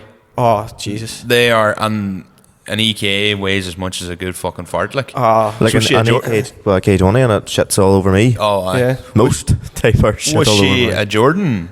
No. She's just painted yellow. It was painted yellow. Everything, it came all from a crashed VTI. So Yes. the crashed VTI, everything was swapped into another car and then painted yellow. And then I took a head stagger one day. I'm selling this engine. I'm putting a 2.2 in it. And then it was on the American websites and it was like H2B. And I said, what the fuck's this? So locked into it and built a H2B on a pallet in a wee shed. And Seriously? Aye. Done it yourself? Built all the engine. Well, I didn't build it as such, but done balance shaft delete and a wee bit of headwork. Just porting and polishing a wee bit. Just rashly, like, you know what I mean? To get more flow in there, like. Yeah, I wasn't expecting nothing Out with fancy. a Dremel or a fucking... Yeah. On the intake. And then mounted the gearbox up myself, bought all the stuff from somebody, can't even remember where I bought all the stuff, and then brought it to Wes Houston, and he was the one that dropped the engine into the car just to weld engine mounts. So he was the last hands on it, welding engine mounts, and then went to him, lifted it, and it was a fucking animal. What do you think should have been putting out horsepower wise? 240 brake with 200 foot-pound of torque. Fucking hell, that would have shifted. For an EK like Under that? a ton it weighed, aye. I raced a 335i in Mexico one time and smoked it. Fuck. But an NA per. See, like, because we talk about this, because it used to be I was always on to Conor, like, turbo your Civic. And then when he got Honda, even though Conor's is only mapped for fun, like, well, it's a base map. You just have all the noises mapped on it. Pretty much. NA per is so different. Like, and 240 NA is fast. Oh, ridiculous. You would have probably been as quick as M3s. Don't know. Well, supposedly I've heard of like K24s that are pushing near 300 would give an E46 a real good go for its money. And they're 330, 340 brake. 343. 343. But the fact that you're so light, Yeah. versus your power to weight, like, you would be so light. Like, maybe not an E46 M3, but definitely an E36 M3. You would give her a good run for its money, I would say, in that car. That's So- why they had the body clubs on it to fit bigger brakes. Oh. And they put power down because it was just spinning third gear with a limited slip diff in it. 16-inch body clubs. 16s. With semi-slicks, and it was... Holy fuck. She was well kitted. Aye, it had LSD and on gearbox. everything. That was when the Civic started to go up in money, I remember, as well, and around, that was about 2018, 2019. That's when all the Civics started to go up in money, but I didn't know it had a didn't know you had a H22 or anything like that. I sold it to a fella in Cork. Know that? A whole way from Cork. They love them down there, to be fair, though. But say when he left my yard, that's when I says, oh, what have I done? And the money was meant to be for a house. And then it all fell through and got on the import wizards. I want a killer. Had you always a notion of an S15? No, my options were completely open. Seriously, so and you ended up buying nearly, I would call it the holy grail of S15s, like yellow spec R. Very rare, very rare. Aye, just by pure chance too. My options were open to anything. It was from R32 Skylines, 33s, 34s, anything. The chasers, and what sort of put me off at chasers, like they're a big AS200. But they're not. But I know what you're saying. I know what you're saying. Did you know as much about all that crack then as you do now? No. So then you were sort of going like, it's a big AS200. Fuck that. I suppose if you've had AS200, and like, you know, good friend of ours, John and Creth, bought his chaser off Chris Hayes for $8,500 in 2017. Unbelievable. Like the same car, even the spec it would have been back then, would probably be a £22,000 car. Not to mention what he's done to it. I'm not going to ask you how much you paid for your... I was going to ask that. No, I'm not going to ask you how much you paid for the S15, but I'm going to ask, if you were the seller, how much do you think you would make on top? So Mr. Math Shooter here is going to be a wanker. You could buy a Sierra for the price I paid for the S15. I would believe that, yeah. A Sierra in today's money? Today's money. Aye. I'd believe that. But sure, fucking price of a Sierra now is ridiculous. Mental. Scary. Aye. So it is. Out of curiosity, your Sierra, which we're obviously going to talk about, did you have her at that point? No. Okay, fair enough. You only got in... We'll talk about that, but you only got into Sierras more recently. Aye. But we'll talk about all that in a bit. So you got the S15, and then not long after that, then COVID happened, and then the next thing... Did you get much sliding in the S15 before COVID happened? No, because to register them, you had to be a key worker. DVLA was not taking anything like new logbooks or nothing unless you were a key worker. So such a backlog and MOTs and all that stuff. But what I done was tortured the DVLA till the point they says, give this dickhead a tax book. So I rung them up saying, I'm a key worker. I work in Craigavon Area Hospital. The buses don't... What time my shift starts at, the buses don't go, and all this made up a rigmarole, and the tax book was sent to me within 3 days. After waiting weeks upon weeks, and when I rung up, it was done in 3 days. Well, we don't have to go for another COVID to worry about that life hack, but if we do end up in another... I see it as essential worker letter from back then. Just it's a masterpiece. I had 3 months of furlough. It was great. I didn't. No, nothing. I was getting paid to like do nothing. Just work around here. Like all I did was work around here and fit her at the Sierra. Like so, then when you got her registered, how long was it before you decided you wanted to go sliding in it? Oh, that night. Okay. That night, I just talk it out that night, and you have to test them, like. Oh, 100%, absolutely. Top end of the speedo, it busted the bush pipe. Actually, it wasn't the bush pipe; it was the blow-off valve. Ah, yes. You don't need That's right. At 70 mile an hour, that happened. Yeah. It's amazing the way kilometres is so much more than mile an hour. But yeah, top end of the speedo. What's the top end? 120 kilometres an hour. So 125. 60 mile an hour. She just let go. You don't need a blow-off valve on them anyway. And what I done was put a Copperberg tin round where the blow-off valve was, and Jubilee clipped the Copperberg tin just so I could spin about that night, and it worked. I know other boys that put like corks in them and that's a brush. At least you drank good stuff. Jonathan Crest stuff was done with a brush shaft on the blank on his chaser. Because I remember lifting the old throttle body and or the old sort of inlet and all, and I was like, Creth, what's this? And he went, about that, and that's the blow off blank. And I was like, what's that? And he goes, I think it's a brush shaft. It's like unreal. But so this is where I ended up meeting you then, was Eglinton, yeah. Those were the days. Place of dreams, like. Oh, honestly, it was unbelievable. Pardon me, one of the top 10 moments of my life, genuinely, because it was class. Maybe this is how sad my life is, but it was me, you, Rory Thompson on his red chaser, and Jason McDowell all doing a train round. Unbelievable. And I remember I don't think you had the car that long. No. And like, It must have been a couple of weeks, couple of months maybe. you were literally catching on to it, and I in the wee Alteza, everyone else had like Jason's probably 300 horsepower, Rory was 350, you were probably something similar, and I just could not keep up. Like, I was coming out of the corners on the limiter, kicking the life. There's a video. The video was really poor quality, but there's a video of that of me trying to chase you, and you just keep pulling away. And I'm like, I had to like cut the track to then try and catch up with you, and then the next thing you just all took off, and I was just like, oh shit. You clearly had enough sliding experience then before you got the Sylvia to be like, you want the, I can diff, but you want to be able to drift then, sort of thing. Because you got onto it fairly quickly. I remember us saying that, like. See, when I actually had when the S15 was on way, that's when I bought the silver Lexus to prep myself. Right, yes. And I crashed it. So it was maybe a good thing I crashed it. Oh. Better learning your limits. But then it's harder. It's harder to drift a lower horsepower car. Aye. Like a higher horsepower car, if you can power out of it. Like, aye. Yeah. I would say my car would probably slide easier than my car 7 years ago with the old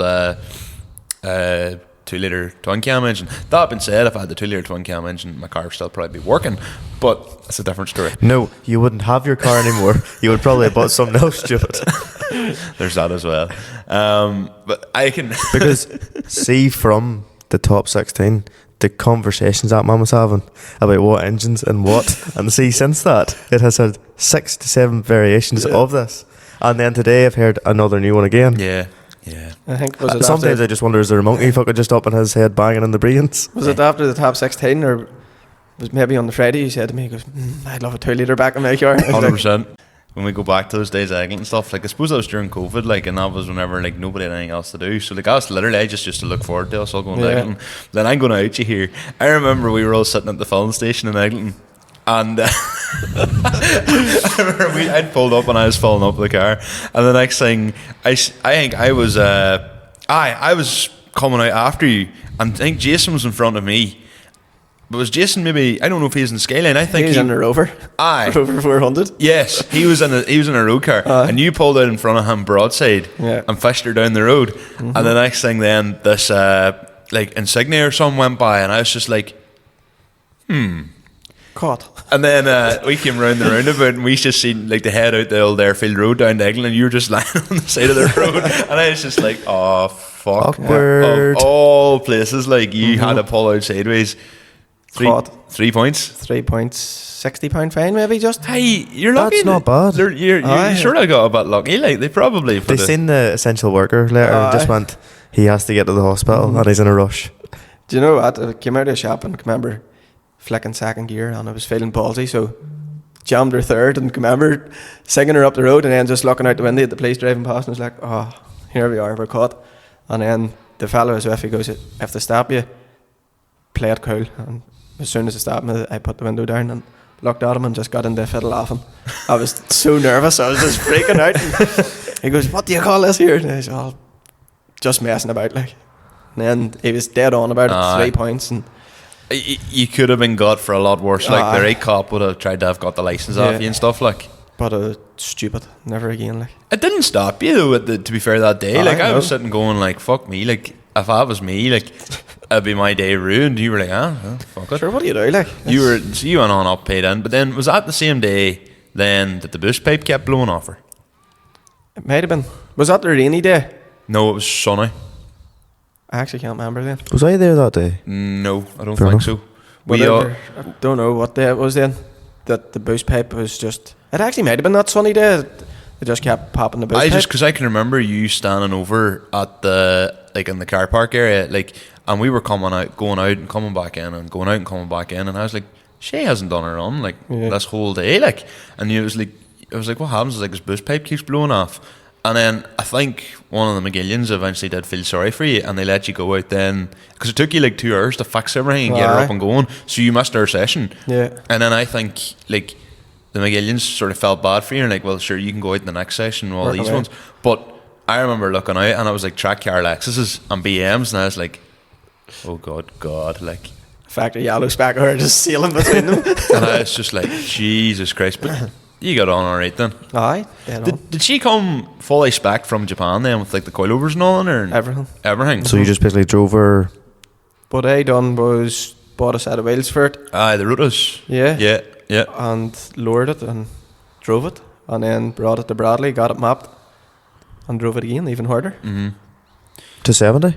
Got the speed limiter took off, and it was able to touch 70, so it was a win-win. If you know, why do you like what sort of stopped you from driving it then, and they end up? Because it's a clean car, like it's mint. Yeah, it's a mint. good car, like. Did you change the turbo? No, nothing. I bust the gearbox. I'm sure they're right. cheesing them. I was going to, is it Loughran coastal route till Portrush? Mm-hmm. Yes. I was going around there, and I came to a set of traffic lights, and I could hear this, and I goes, what the fuck is that rattling? And I put the window down, and I goes, jeez, that be woman's cars. There's an awful rattle coming out of it. So I drove to the next set of traffic lights, and I could still hear it, and I was looking about for the same car. The wee woman's not here anymore. And the wee woman wasn't there. And it was all for, where the fuck did she go? So I pulled into the car park and opened the bonnet. I actually thought it was my bottom end at the start. Because SR20 things. Aye. And it was all, so I put the clutch in, and it went away, and I took the clutch out, and I goes, it's only a release burn, it'll be dead on. Was sailing around up the road, and it was getting worse and worse, and jumping out of third and out of fourth. I was able to get it home, like. And then that was that, like. That was that. $2,500 later for a gearbox. Seriously? Fuck. But are they not the same? Is an S15 box not the same back end as an RX8 and an IS200? Mm-hmm. You didn't know at the time, though, did you? Internals, I did. Internals are all the same, but their ratios are slightly different. But could you, in theory, have stuck a IS200 box in there with your Bellhausen? Probably, if the length of it was right enough. Yeah. But I just got Garage Day to build me a new box, and there's a circlip that gives bother between third and fourth gear, I think it is, and that's what failed in mine, like, and just sort of crunched everything together. And what Garage Day do is they grind some shaft and put a thicker circlip in it, and it can take a whole lot more abuse. So I've done that and maybe drove it 5 times from I've got it done, like. But do you have it, like, is it even MOT or anything now? No MOT. Did the love go out of it after that happened, or did you just... Did the love for it go out a bit, or...? No, I think that's when it became a differ. So you bought... Fair enough. So you bought the Red Sierra? I bought a Red Sierra, yeah. And... What year? 91, possibly. Oh. What year did you buy? 2022, maybe? Yeah, early 2022, I'm near sure you bought it. I actually had an E36 before that. Right. That's what sort of kicked it all off. 328? 323, maybe? Fair enough. Or else 325, can't remember. 325 would be a far stronger engine, like. Might have been a 325 or a 328 exhaust manifold, an intake manifold. Would that be right? M50. Would have been a 328 then? No? Not when sure. M50 not intake? Sure. Can't remember.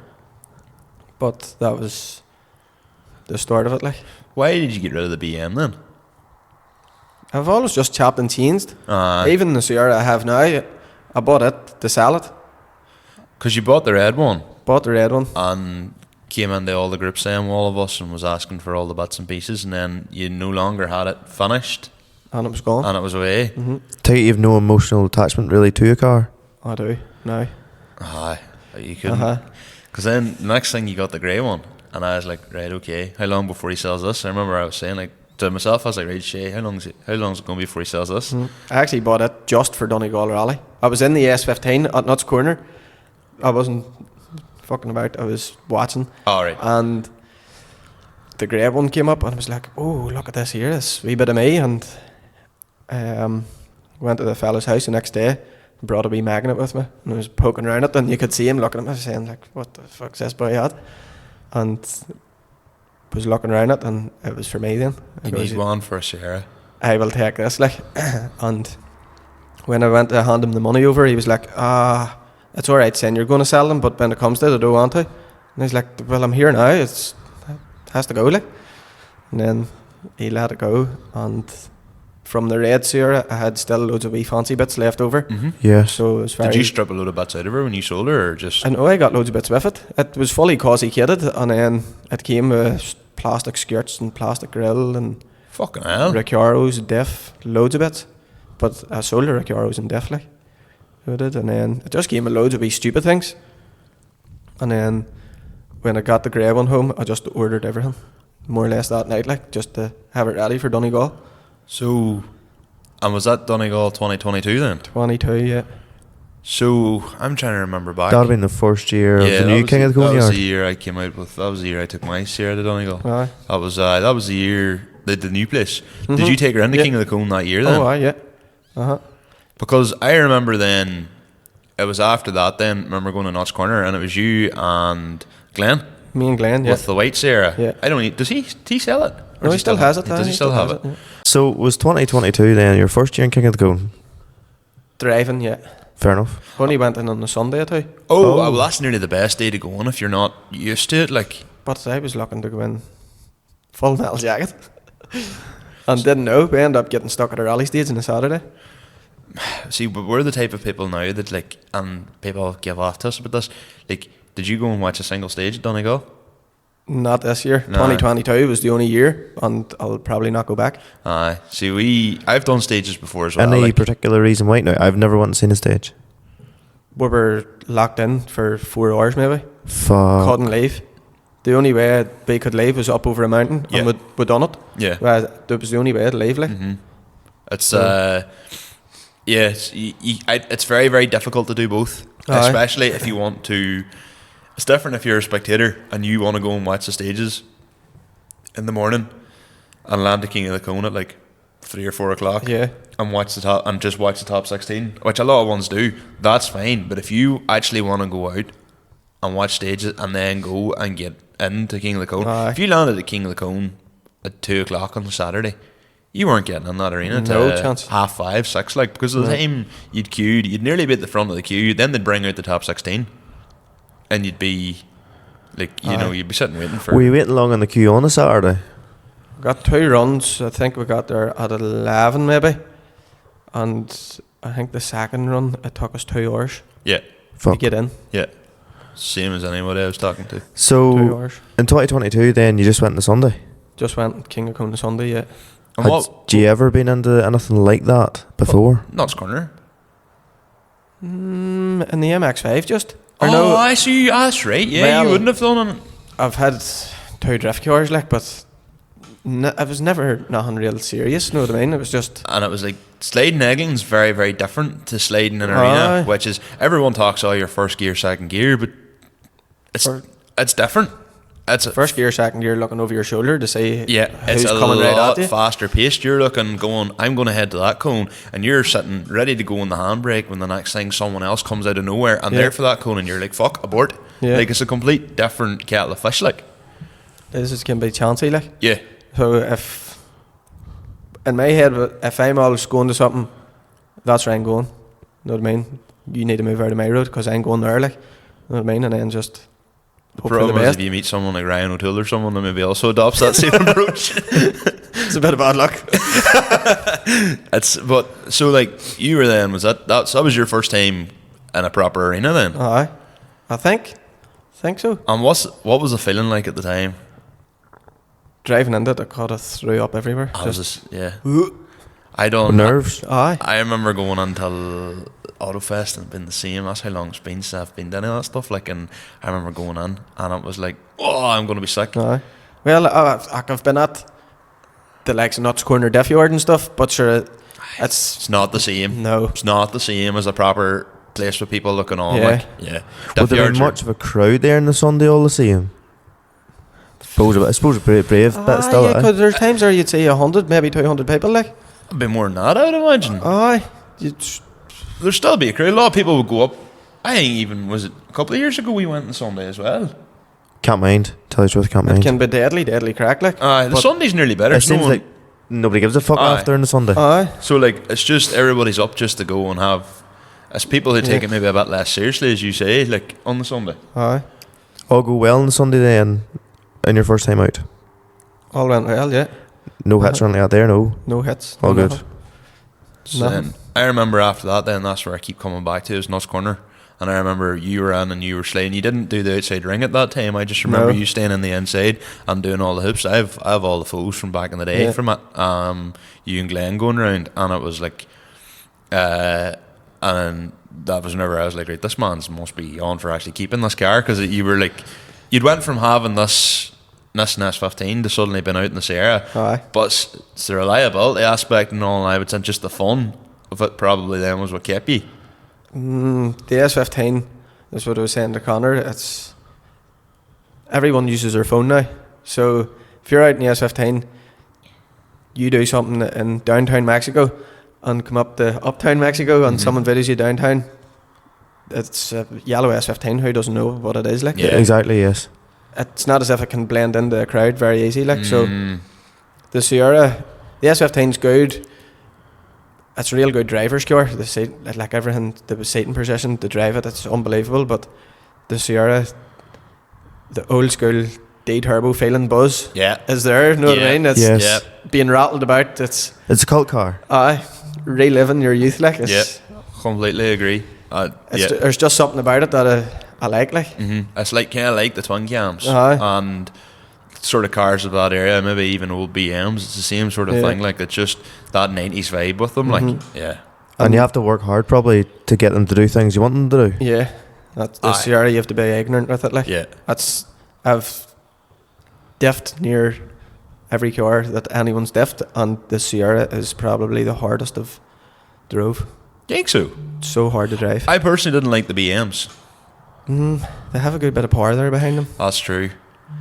Sierra, you just have to be ignorant. Sierra. See, I learned to diff in the Sierra. Aye. And it was pure pig ignorantness. It's Aye. like, If you learn to diff in a Sierra, you'll jump into anything and be good. Well, But Sierra compared to a coupe, is it just a coupes coupe, you for- can sort of just point it and it goes. Really? Aye.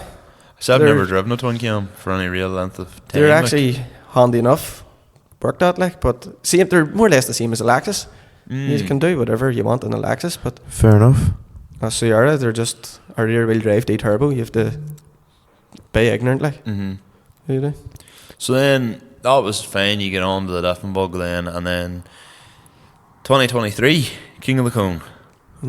So I remember chatting to you last year, and I was like, "What are you thinking?" Like you were going well, and you were like, "I don't think I'm going to get in. Like I don't think I'm going to get a number here." Like, Yeah. and I was sitting going, I've spoke to a few other ones. I've seen how other people have been driving. I'd seen how you were driving. And I was like, if you don't get a number, there's something wrong here. Because like every single fucking Snapchat chat story you put up was just you out hooping. You and Jack out somewhere down some industrial estate in Mexico somewhere. Aye. And I was like, this man has been practicing. 2023 was...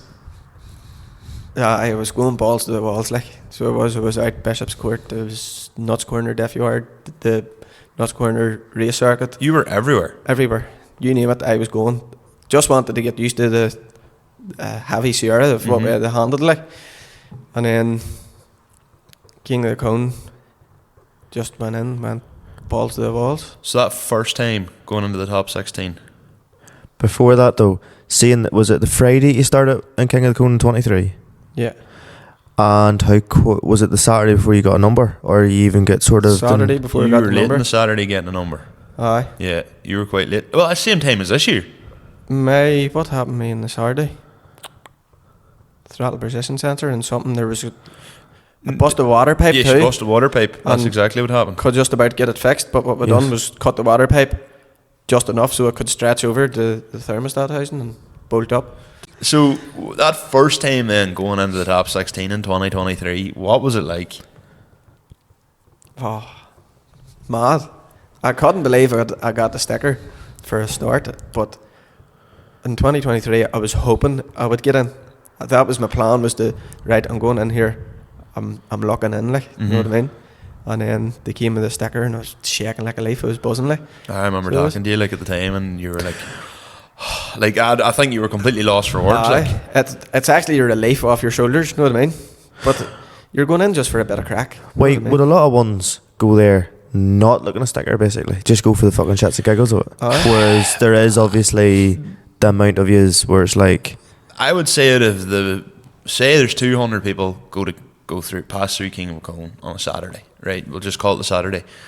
There's probably 30 people who are sort of in a position where they would be thinking that they could get a sticker. Yeah. And maybe 40. So there's like half, for every person that gets a sticker, there's another person that could have got a sticker. Aye. This year would have been a very hard year to choose.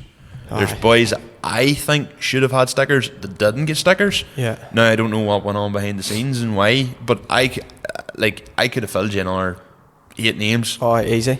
Like, you need to go to like a top 32 and just leave it, a wee bit longer. I was told not to suggest that. I heard that too. Where did I hear that? I was in the group chat. Aye. I said that, and then it was like, do not be fucking suggesting that, sir. Yeah. And I was like, yeah. Aye, you could do a top 32 You easy. could, with the skill of boys there now, you could do. Aye. Well, we'll get back to that in a bit. So you come out then, top 16. Last year, didn't everybody drive? No way, this year they done a parade lap. Yeah. Last year you came out on your own, didn't you? Came out on your own. And What did you prefer? I'm curious. Would you have rather come out like all guns blazing the way you did last year, or would you have rather done the parade lap this year? probably all guns blazing. I agree. Because you get the feel what the ground's like. And you get to put a show on. I never thought of that. You get to put a show on, but I never thought of feeling what the ground's like, but I never. Though there's one thing I noticed definitely this year compared to last year. Last year that track wasn't that slab was not fully dry, and no. so one side was dry and the other side was wet. Yeah. Whereas you'd need, there's a variable. Yeah. There's some arguments can be made there. This year they made it as fair as possible. It was. They stopped putting it, I think after maybe, I don't. There was a good hour where there was no water on At it. least. So my last run, even in at it was That was dry. drying up. Yeah, rightly. it was drying. Yeah, it was rightly dry compared to what we'd seen earlier on that day. I don't think they put any water in that track after half one or two. Oh, I'm near sure they did. Probably about 2:30, but after that they didn't actually even put that much onto it. No. For you when and you spoke to like Shay and all them ones. I said just film, but it's funny the likes of the hatches and that whenever they come out onto the dry, it was just like Same with axes as well. Boys that were able to cog second suddenly tried to cog second. You just heard them dying. Aye, I've never driven anything as grippy in my life. Aye. I've been told by others that it's very, very hard. Unbelievably grippy. I think Ryan Kelly said he had to replace every bushing in his car after. It was like, but I would rather it be grippy. 100%. You know what you're doing, know what I mean? Yeah. It's predictable. Yeah. And it is fair. Yeah. Like, I think as well. But so then last year, then was it top 16 you didn't get any further in top 16. It was the first run, top 16, wasn't it? First run. First run. Conor McAleer. Baptism of fire there, like. Wow. 3 in the deep end. So you went out against Conor McAleer, and I was like sitting there going, right, come on, Shay, what can you do? And what happened? Twice round the cone. Do you know what? I pulled the Luke Quinn this year. I take the piss out of everyone, but the thing is, you're nearly going around the cone 4 times. Aye. So it's 3 full rotations. 3 full. And I the just first done one that. doesn't count. No, so it's 3 full rotations, Yeah. and that I can see how that would throw anybody off, because I think even last year there was a couple of people got through and shouldn't have maybe, and I can't remember what runs it was, and I don't know if it really mattered in the end, but like for what it was, I remember I think like there was one judge, I think there was maybe 2 or 3 runs before it was kind of like, oh, how long? It needs to be 3 full rotations. I think I remember that from last year. So this year it was very much like, even safety briefing and all, like, I was like, look, 3 full runs round the cone. So then, but last year then I just remember you doing it, and I just, because you went on ahead thinking you were fine, and then you were like looking around. I just remember you looking around, and it was like pure devastation. I just go, for fuck's sake. But I was happy. I was over the moon because You'd got your number. I got into the top 16. You had that sticker on your car. Aye. Yeah. And then when that happened, I was like, for fuck it, sure. What can you do? But it's only a wee bit of banter too. You know what I mean? It is only a bit of crack, and there are ones that take it very, very seriously. It's a bit of crack, like, but see though with the nerves. it's a nerve-wracking Like, bit of crack. whenever you're at the start line of it, obviously you're nervous and all that. Whenever you go down there, the fucking maths, the whole shebang goes clean out the window. Mm-hmm. Are you nearly not watching for like Sakor or them ones to running on by you to see when you should go? Because I know I'd be like that. That year this year they said, don't rely on us. Yeah. It has to be you. You need to do the counting. Yeah. You're the one that's racing. You know what I mean? Because it's not us. because I think last year there was a bit of a discrepancy between what some people thought and like flags going up when they shouldn't have and stuff like that there. So I think very much a case is, right boys, 3 full rotations, it's you and your own. Yeah. Like you have to know. Like, and you get the likes of Oisin Duffy that he went for a 4th. Aye. And then that caught him out, like, and he's a tidy wee pilot, like, and that's, but it's stuff like that catches you. He just went around, and by the time he had like caught, he was too far gone. The person, I can't mind who he was against. I know it's in the video there, but I can't mind who he was against. But actually, it may have been Conor McAleer. Could well have been. And I think then that was him. Like, he just basically, especially when against someone like Conor, Aye. you've like, you know. That's my first run against Luke Quinn. We were going round the cones, and Luke was ahead of you briefly at the start. Like, yeah. he came in a bit hotter and just got tighter to the cone the first time round. Because I remember looking on it, was like, and I was like, fuck, like this is tight. 2 Sarahs, it's going to be good to see who gets this here. And the next thing you just see Luke going forward, and I went, he did not. And silly boy, he pulled a me stunt. Yeah. But he sent me a video too of both of us sitting right up, racing into the cones, and you can see the way he enters and the way I enter, and then when we get both halfway around the cone, we're like neck and neck, and it's both, they're going round at the exact same time. Oh, you'll see it in the video we have. Like, there was no comparison until he went off too early. Like, but it would have been a good race. I would like to have finished it with him. Yeah. So it would have been because that was 2 against you then. Aye. Well, sure, we'll pull forward to this year then, saying as we keep relating back to it. So you had a lot of drama this year. Aye. Let's start off with the Friday this year. Aye. Very bad. Got till the hotel, went to check for oil and water, and the engine mount completely sheared. How did you know to check for the engine mount, or was it that obvious? Oh, it was obvious. Oh, right. So it's not like you had to go home. No. I keep hitting your. You do keep hitting my apologies. Like, how do you like sort of? Because I was sitting thinking, like, does this man, like, were you purposely going around and checking the engine mounts and all this? No. Oh, you noticed it a mile off. As soon as I opened the bonnet, I could notice something like was sort of laying a wee bit, but it didn't really dawn on me. And it was when I went to open the water bottle thing, I looked down and just the engine mount was just completely sheared off, and I was like, oh fuck, this is not good. And so you're talking the actual mount that goes, like, literally bolts off the engine onto the rubber mount in the car? Not the cast bit, the rubber bit was right in Oh, half. the rubber bit was... Aye, completely torn. I thought too. maybe it was the cast bit of sheared. No. It was the rubber bit? The rubber bit. Jesus Christ. And what I went to do was push the car back in the corner and get a bottle of wine and start drinking at King of the Cone. And fair play to Jack and Mayhall and Ran, they were like, come on, get the fucking car done. Like. Because... Boys, what do you do? Like, and I put up on Snapchat looking at an engine mount, and everyone was texting me trying to help. Every single person that was at King of Cone was trying to help me. Yeah. I was like, fuck, boys are helping me here. So helpful. Oh, no. I noticed that too. It was like the drift community. Like, obviously, like, it was it was class. And then it was something just dawned me. Do you know, like in a 2-litre twin cam, you have the wee block to lift the engine out. I was like, fuck, I can here put a ratchet strap in that and pull everything across.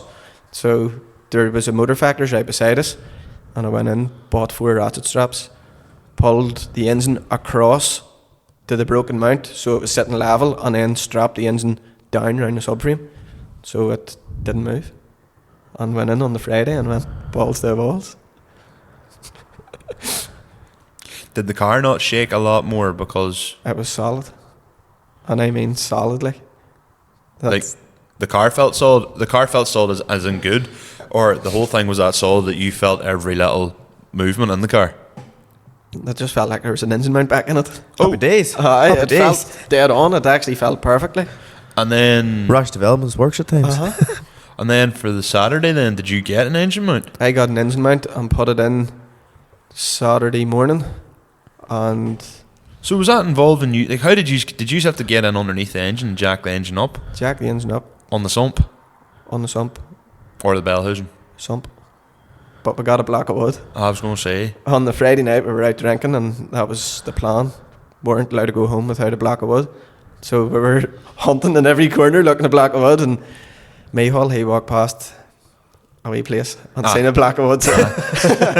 Okay. And he came running over and he's all, and it's the perfect block of wood you ever seen for jacking an engine up on the sump. Fuck, that gives me the fear, even jacking an engine up on the sump. Just no bar. No so issue. you just jacked the engine up. Now, to be fair, Sierras are deadly handy worked at. Aye, Like they are. there's nothing telling them. Like. There's nothing tell them. Like you look at that P100 of mine. Like you could literally. There's nothing there. Like you'd have an engine mount out of it in 15 minutes. Yeah. So you're jacking that up, and then you replace the engine mount on the fly. You get it bolted back down. We jacked the car up, put the car on 4 wheels at the front now, so it's sitting up high. And then jacked the engine up again, unbolted all the wee bolts, put the new mount in it, and sent her on.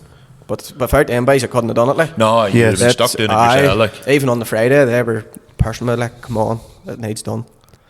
that's class to have. So that without support. the boys, you couldn't have done it. Know what I mean? That's class to have that support. Like, Yeah. that's unreal. Like, fair play to them. Like, I know. they are good lads, them boys. Aye. Anyway, like they're even the way you see you all drive together. Like, it's Yeah. all good. And like, to be fair, I have to give a good old shout out to Mihal, because he'll accidentally called him Michael in my last video. But Mihal, like, I got one of the best videos of their alley of him, like starting to Yeah. launch into that burnout. Like, and it Unreal. was savage. Like, I just remember seeing He's that. a burnout king. Like. He just literally sat there, just fires open the door and just sits there, and I was like, this is going to make such good content. And then you're like, then literally you turn around and see Ryan O'Toole, and I was like, this just gets even better. And then there's another fella between the middle of them, I didn't know who he That was was. Ram McGee. That's Ryan McGee. right. Yeah, That's yeah. who that is. Yeah. Right, well, if you had been here earlier, I could have corrected that to say Yeah. that's Ryan McGee in the Well- video, but nah. Well, Mayhall, I still think Ram McGee had pushed the doors out of him. Like, you think so? Mayhall thinks he's a big differ, but I think Rand's the Take on. the one to Oh. push the doors out of him. Like, Right, well, you heard that, Michal. You need to step up your game. Like, I'm hearing Ryan's going to absolutely fucking. He's decimate coming the for you, door. Michal. I heard that too. Like, fair, good man, Ryan. Like, yeah. but so then this time round, after you got everything in there, like, what run do you think it was that maybe got you in? Is it done on a run by run basis?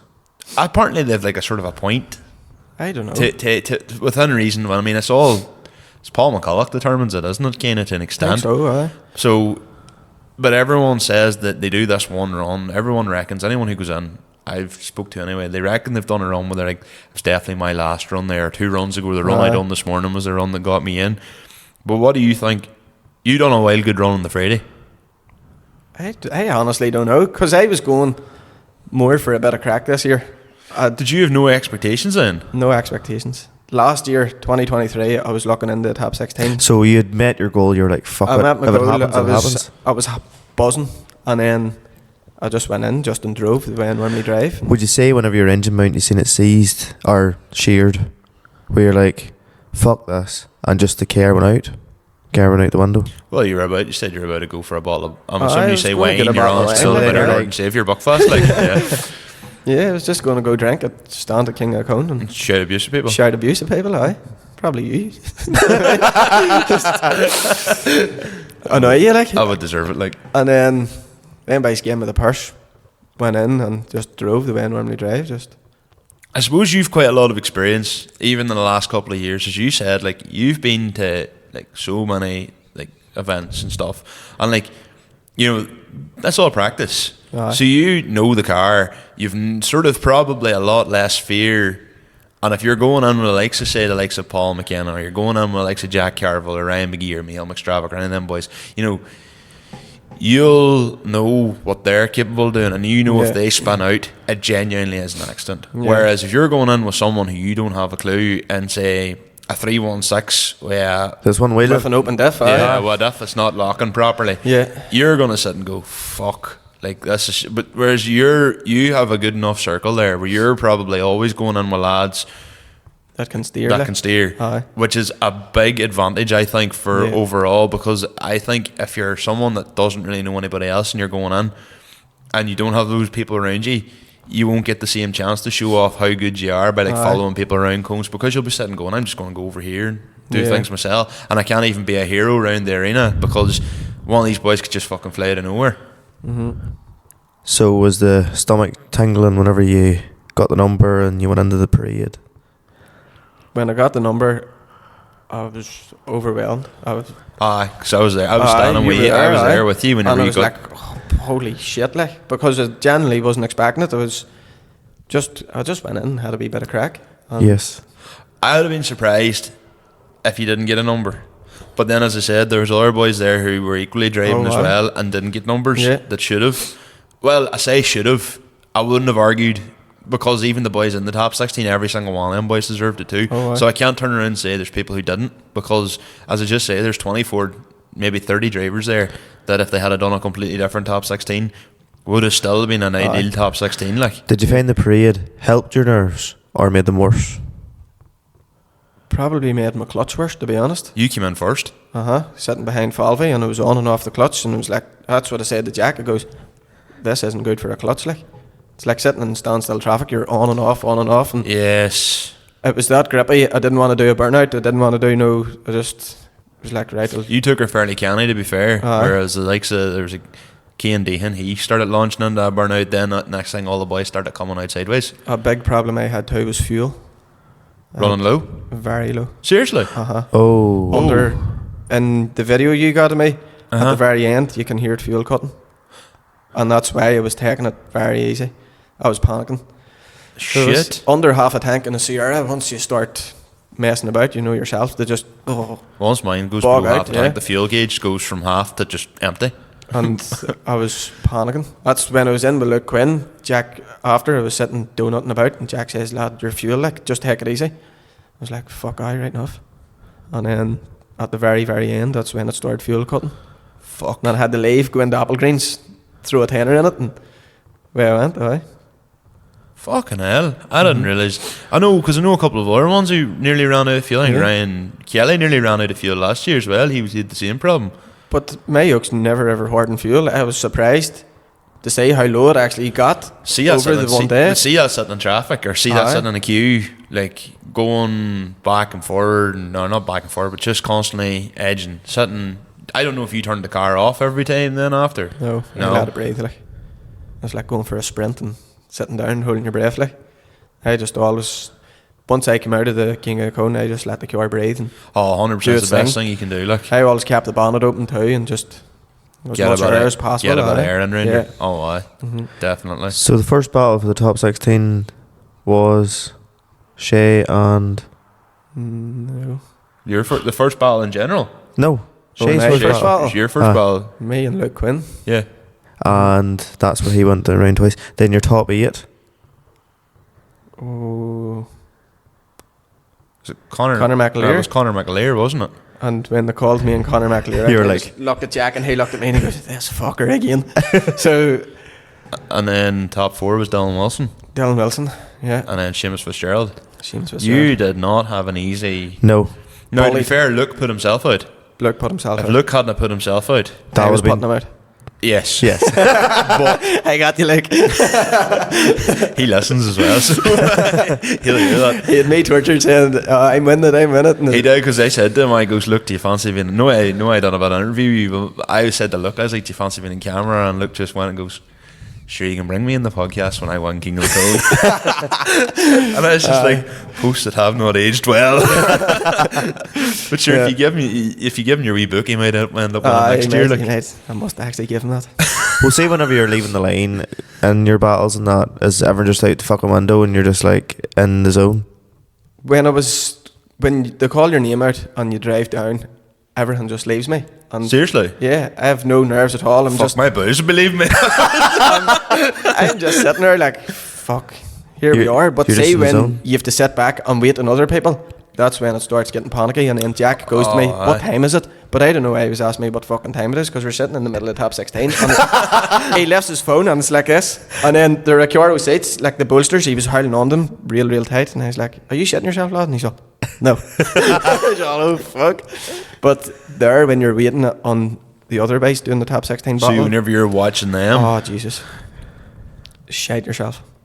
I was even shaking myself standing video on it, like just the nerves of watching everybody, especially when you know so many lads, and you would know a lot of them too, and you want to see everybody do well as well. And you don't want to see anybody fuck up, like. So to be fair, whenever Dylan Cummins did his run, I was shaking myself. That's because he nearly took you out. No, I was like, because there was a point where he was coming down and he was sort of looking at me like, get the fuck out of the road. Yeah. You didn't move.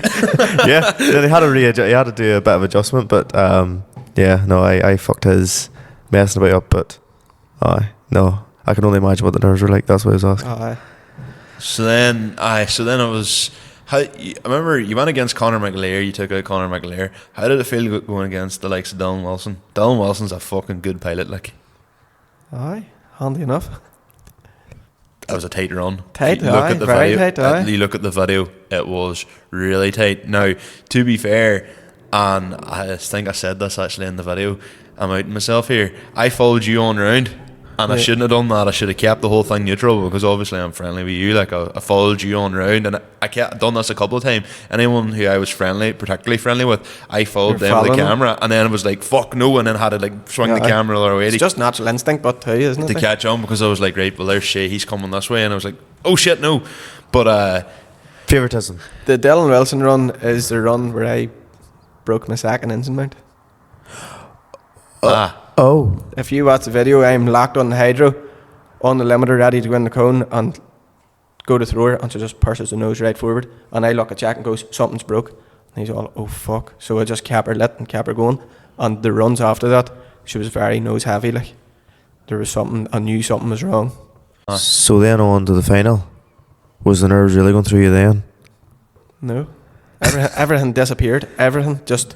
I was expecting this conversation to be, no, I was fucking shitting myself, lad. Like, it's like, were you See, nervous? before it, Nah. I was fucking... I could have threw up everywhere. Sure, I was sitting beside one of the boys in the top 16. I don't know who he was. In a LA Lexus. And I looked at him and he was shaking his head and he goes, are you nervous, lad? And I goes, aye. Are you? And he goes, yeah. And I goes, do you have any chewing gum? And I didn't even know this man. I'm asking him for a fucking chewing gum just to try to calm my nerves down. But I was fucking... Silver Lex must have been Kane Dean, probably. I think it was him, aye. Blue shirt.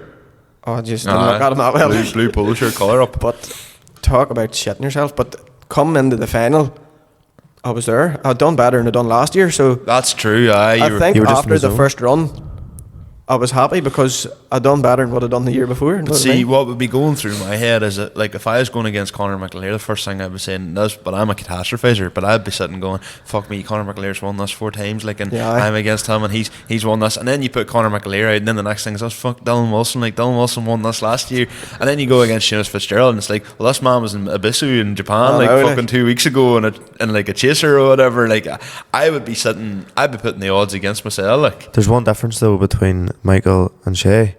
Shay clearly has confidence and just goes in the zone and fuck And what he's done experience. before. Fuck, I don't know. Experience. Whenever you're well, as you say, everyone leaves you. You just like fuck it. Whatever happens, happens. Yeah, that's even when I go into Nuts Corner. That's the way. So I you're am. going in. Aye, this is the way you have to be. You're going in. If you had went into one of them, like any event there, say King of the Cone, Nuts Corner, whatever, are you going in fully at peace that you could possibly have your car quartered? Aye, 100% that Yeah. time. It's in You're my just head. like fuck it. Whatever happens, happens. You're putting yourself in that. You're like, well, I put myself at risk. So If you don't want something to happen in your car, do not take it in. Yeah. Simple. yeah, And that's just the way I look at it. If you break a diff, if you quarter it, if you crash it into a wall, well, why did you take it in the first place if you don't want it to happen? yeah. But there's no one else to blame, only yourself. So Well, unless someone T-bones you. Then Aye, at the same well, time, suppose- you put yourself in that position by going aye, in. So suppose, you've yeah. still. It's a free for all. Aye, that's all. So the question I have is, what happens now? Are you still like the Sierra? You've now said you've went from selling everything around you to having some sentimental. Something sentimental. Won King of the Cone in it, but You have a point to prove. when I won it, I goes, right, that's it in retirement. And can't remember who it was, said to me, you have a number 1 sticker in your windscreen next year, so you need to come back. Yeah. And I was like, fuck. Would you genuinely consider putting that car into retirement? It's not clean, it doesn't need it, but I don't know, I like having fun in it. Exactly. I probably wouldn't, because I like messing about in it, like. Yeah, like and It scratches that itch. Aye, like you'll put it away for the winter, I'd imagine. yeah, put away for the winter. Aye. So it's out in the summer months. Like even you go back to like, even the run we had back in March or April this year, like you know, Yeah. and even the crack you had like on the Mexican roads around certain counties beginning with D. and it's like you know, like you Los Santos. anyway. Like And the hell's it on go? like you consider like even all the fun you had there, like I know. and that was just like a wee road run, but it was just Try to do a wee bit of GTA. But like that car's ideal for you come to a crossroads, throw her around. Yeah. You know, you come up to like a bit of a white spot. Well, you don't throw it around, you just lose control by accident. And then you gain it again. Yeah, but you're trying to do a U-turn. Exactly. Slippery surface. Aye. And so you come to a white bit, Just you try to ice appears everywhere. you try to turn around again, and you're just like, oh no, like, you know, and It's like someone throwing bananas out the window. And you're and suddenly someone else has attempted the same thing, and they've spun out too, and then suddenly the two of you are trying to get back onto the main road together, and it's like, you know, but like, that's the ideal car for that. I don't know. When I say retirement, I would probably just give it a full lick and then drive it as hard as what I drive it now. See, But it doesn't need it. Know your what I mean? car's clean, bud. I know, but I'm just a wee bit too fussy. Yeah, And I shouldn't be, know what I mean? Because I'm using it, I want to have fun in it, know what I mean? Aye. Where the S15, I probably was scared taking it to most places. So, 100%. but I'm going to do Bishop's Court in it 100%. When? Probably this year. Okay, let me know when you're going, because I want to come. Get the as well. GoPro on the side of it. And Hopefully there'll not be a video of you getting your S15 quartered by Sierra. it'll make a good thumbnail on YouTube, wouldn't it? I wrecked an S15 spec art. Let me, because I would like to come for a passenger run. I know that. Oh, I'll have to re-edit some things. Go Yes. ahead, keep her lit. So, whenever you want it, Oh, yeah. how did it feel? Mental. Absolutely mental. Has it sunk in yet? Not really, like, when you just said it there, I started smiling. I was like a wee child. But no, it hasn't really sunk in at all. But when I wanted, when me and Seamus were going around the cone at the same time, someone has a video, might be one of you two that I seen, and you can see when the red flag goes up, I'm coming around the exact same time as him, but my eye must be looking, and I seen the red flag going up, and my hand's out the window going like this, and Jack's looking at me like, what the fuck are you doing? What are you doing? And he's all pointing over, look, and then he looked over and he looked at me and he's all, yeah, all screaming like. And then that was when it was one like. So it did, but that was when the buzz was kicking in like. That's when I was getting real excited like. Did you have a good night that night? Aye. It wasn't too messy like, to be fair. So it wasn't. I'd say it's one of them nights probably couldn't even get drunk, because you'd be that Aye. buzzing of adrenaline. You could have had probably 16 pints and you'd still be half know. sober. Did you Just- go in for another run after all the same? No, because Course not. the engine mount. Oh, aye. Oh, fair enough, I yes. was going to say, of course not, he went straight in the beer, but no, that would make more sense. And then just the amount of people phoning you. My mum and dad, they were watching it live stream. Someone had it live streamed. Holy on shit. TikTok. Oh, really? Aye. Actually? Yeah, so when I was in the queue, I was on WhatsApp, and my man and dad texting them, and they were saying, go on ahead, you've got it, and all this shit. They That's were, unreal. They Fair were play to watching, you. I think it was Johnny O'Neill that had it live. So it was. Ah. So they were watching it. That's a really good idea. I know, unreal. And they were watching it start to finish. And my sister, she lives in Marbella, and she was watching it live too. Do you want to know something? It has actually gotten that big. I know. Uh-huh. You know, there's 5,000 folk there. Yeah, I was talking to one of the security guys, and he says 10,000 people walk through the gates on the Saturday. Seriously? 10,000? 10,000. Whether there's truth in it or not, but that's what he said. That's Drift Masters level of folk Yeah. in Mandela, like. But we even said that earlier on the day in the video we recorded. Like, we were like, you know, like, Because I that is said that level of people. Like, you're coming out in front of that crowd of people. Like, But that I is don't know if there's any truth in it. Know what I mean? But that's what he said. guaranteed to be 5,000 people there. but Easy. if you think about it, there's a lot of people coming and going there. I know. So you could have 10,000 over the full day. Yeah. But At I'd any say one the point, top there could be 16, 5,000 or 6,000. There's at least 5,000 there. Because that It's bank mental. is Aye. there's a Jam packed. That's how I was texting him and Carolyn and all, and I saying, like, where are you? And they were all, we're over here. And I was trying to, like, pinpoint. I was getting them to take photos of where they were and trying to pinpoint in the crowd to see where they were, because there was that many people that couldn't. I remember there was, whenever you were coming out for one of your runs, I think it was against Conor McLear, and there's some boy in the crowd just shouting, "God, Shay! Yeah. God!" Like, I just don't know who that was. And I looked across and I was like, this here, trying to see, but there's that many people. And he's all, go on, Shay, take it home for Lurgan. And I was like, oh, aye, here we go. Because I remember seeing that, and I was like, because I have the video and all of it, like, Yeah. and I was just like, we're going through all the thumbnails to see what run was what, and I realised I was missing one of your runs, and I was like, why have I not got this run? And I looked at my phone, and I was like, oh shit, yeah, this video starts with me panning up to the crowd. That's why I'm missing this run. And then I was able to load that in. Well, there's one thing you done at the very end, and it was very fucking cool, I have to admit. Whenever you diffed around us, that was a cool moment, like, I'm not going to lie. I was fucking raging that more people didn't diff around us. Oh, well, I was standing at the bottom and a lot more people diffed around me, but... I'm raging I didn't do more diffing at the end. I just sort of packed it in real quick where I should have. Well, you had no fuel. I know, but I could have made it do. I could have. If you go round one way, it'll bog out, and if you go round the other way, so what I could have done is just snacked up and down, or done a burnout, or. My phone died, so I couldn't get you in camera anyway. I suppose he could have. Like, you were hoping you were thinking. He has a name, you dickhead. He has a name, you dickhead.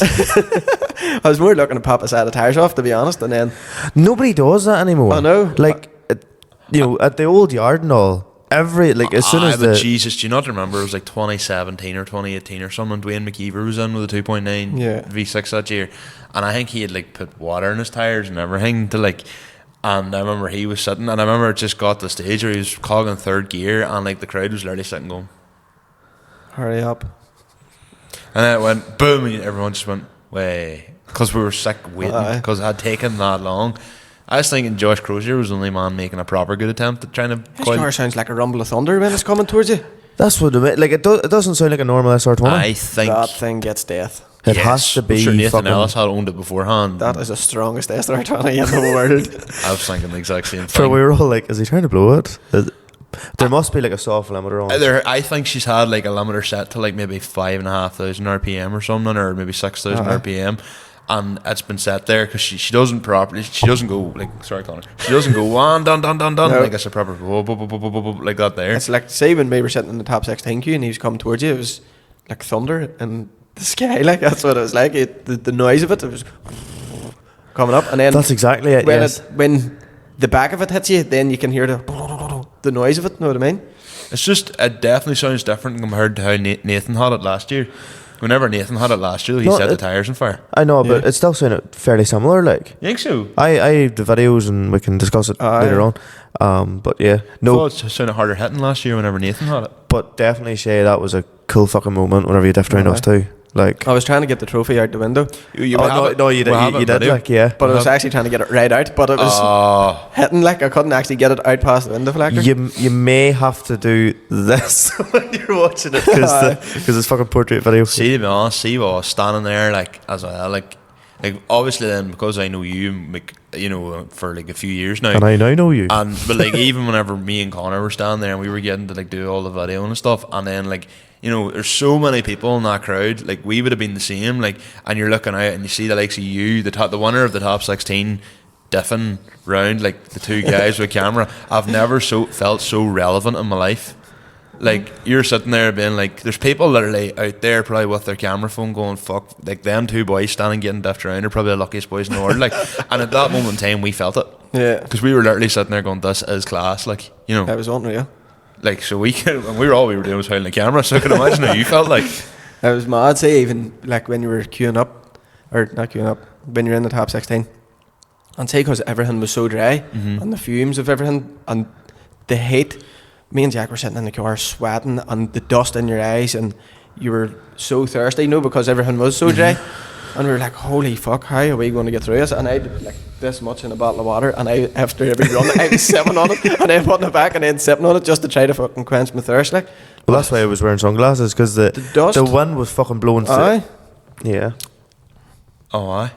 That makes sense. That's the only reason. I just had my hat. The big guy's sombrero. You love to be spotted. What do you think? Call it there. But here, Shay, thanks very much for coming on. Brave Old Drive. Thank you for having me. And again, once again, well done, and congratulations. Thank you. For winning King of the Cone. I'm glad you learned to count. You either one learned it. I'll not be hard to remember your number. Shay was class crack. That was fun. Like, it's just fuck the midges anyway. It was nice, and I said this in the podcast at the time, but you know, me and Shay go back a few years. Me and Shay go back last night. me and Shay go back a few years, even the days of drifting Eglinton, and we talk about all that already. Like, but you know, I remember even when he first got into the Sierras and all, and seeing him in the Sierras, like, and he was going everywhere. To be honest with you, right, the biggest takeaway I got was that was only his second King of the Cone. But you have to realise, and we talked about this, you don't understand how much practicing that man does. I'm not saying, or I'm not meaning to take anything away from it. Oh, you're just saying, it's the second time I've ever been in. He's not as experienced as someone. there's some people possibly got into the top 16 for a few years and didn't want it. Yeah. And there's people never get into the top 16 who are also great pilots. Yeah. So it's some going to go there, you know, in 23 to have the admiration, be like, I want in that top 16, and then get him put and out. then obviously do what he done in 23, and then for 24 be like not really fucking bothered with all the bad luck he had with his engine mounts and that, and the extremely agricultural way he diffed in the Friday. Yeah. Didn't even know you could do that, but sure, you learn something new every day. Like it's some going. And do you know something? It's actually a fucking nice story. Like it is. It's a really good story. That like it kind of really makes me. I sit and go, and I think this is the difference, kind of how my weekend would have been as a media perspective versus. And I know I'm bringing the story back to me, but it, like rather than Shay, but he's not here now, so you know. And you love yourself. Yeah, obviously. It's like if I was going in for diffing, and in my heart was set and going into that arena, I would have been pulling that fuel pump out of my car, and I would have been hunting down through Donegal to try and find something if I thought that I had a fighting chance.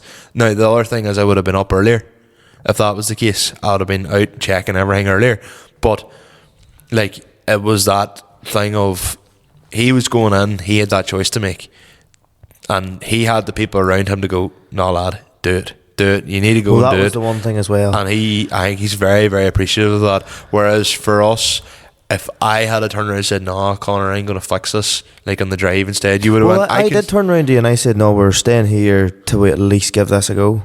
And then you turned around to me and went, no, it's for what the weekend was for us.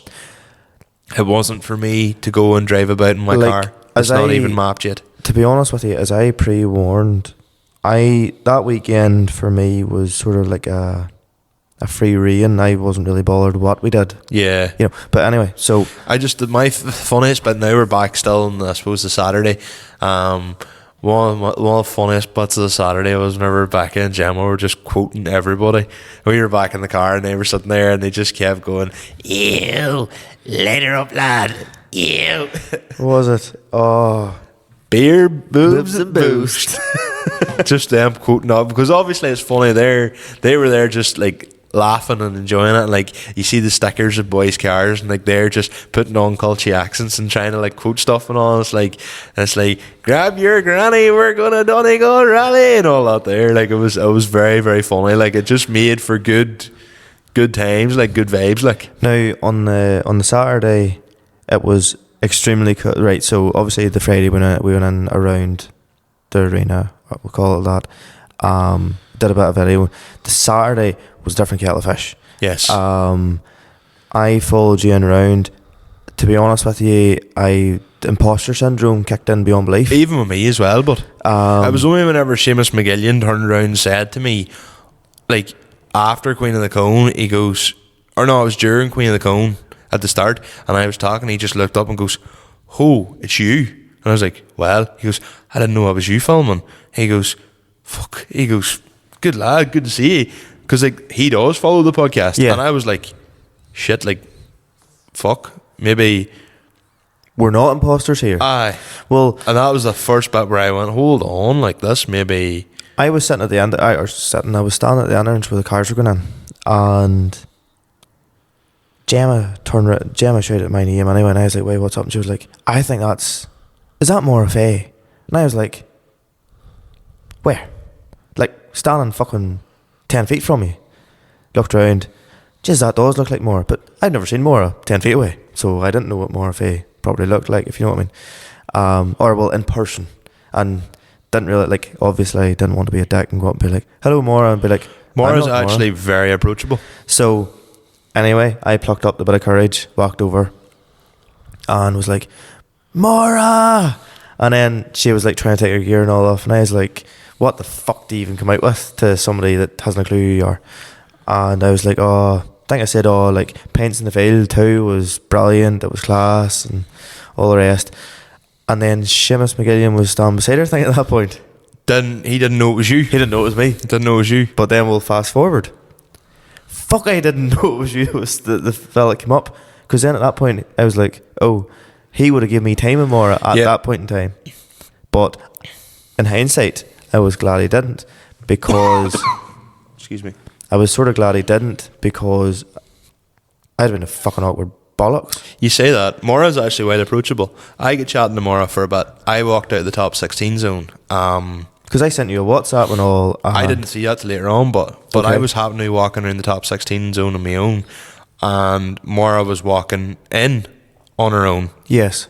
And I just like caught her, and because I have her on Snapchat, and we've spoke about on Snapchat, Yes. like I was just sort of was like waved, you know, like kind of like a dry sort of wave, my sort of dry wave that I do to people. Yes. And she sort of looked at me, and I was like, we've spoke before, like, and she goes, and I was like, Michael, and she goes, yes, Michael Scullion. I went, Scullion.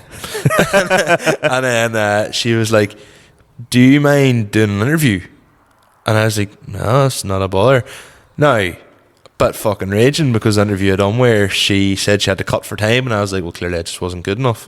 But oh, really? yeah, it's fucking raging, because I was hoping to use it was for the Claire Byrne show, and I was hoping she would use it for this, so I could have it, I could include it in the Here's pod. all of us going, woo, go Michael. I know. And then I was like, oh, if I had it. She wrote to me and goes, here, I had to take it. I couldn't include it. She's like, I was too pushed for time.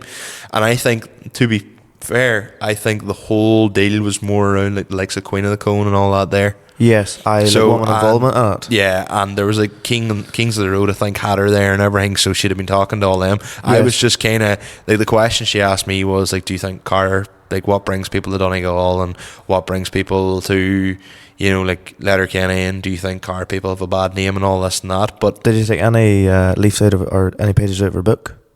In what way? Interviewing.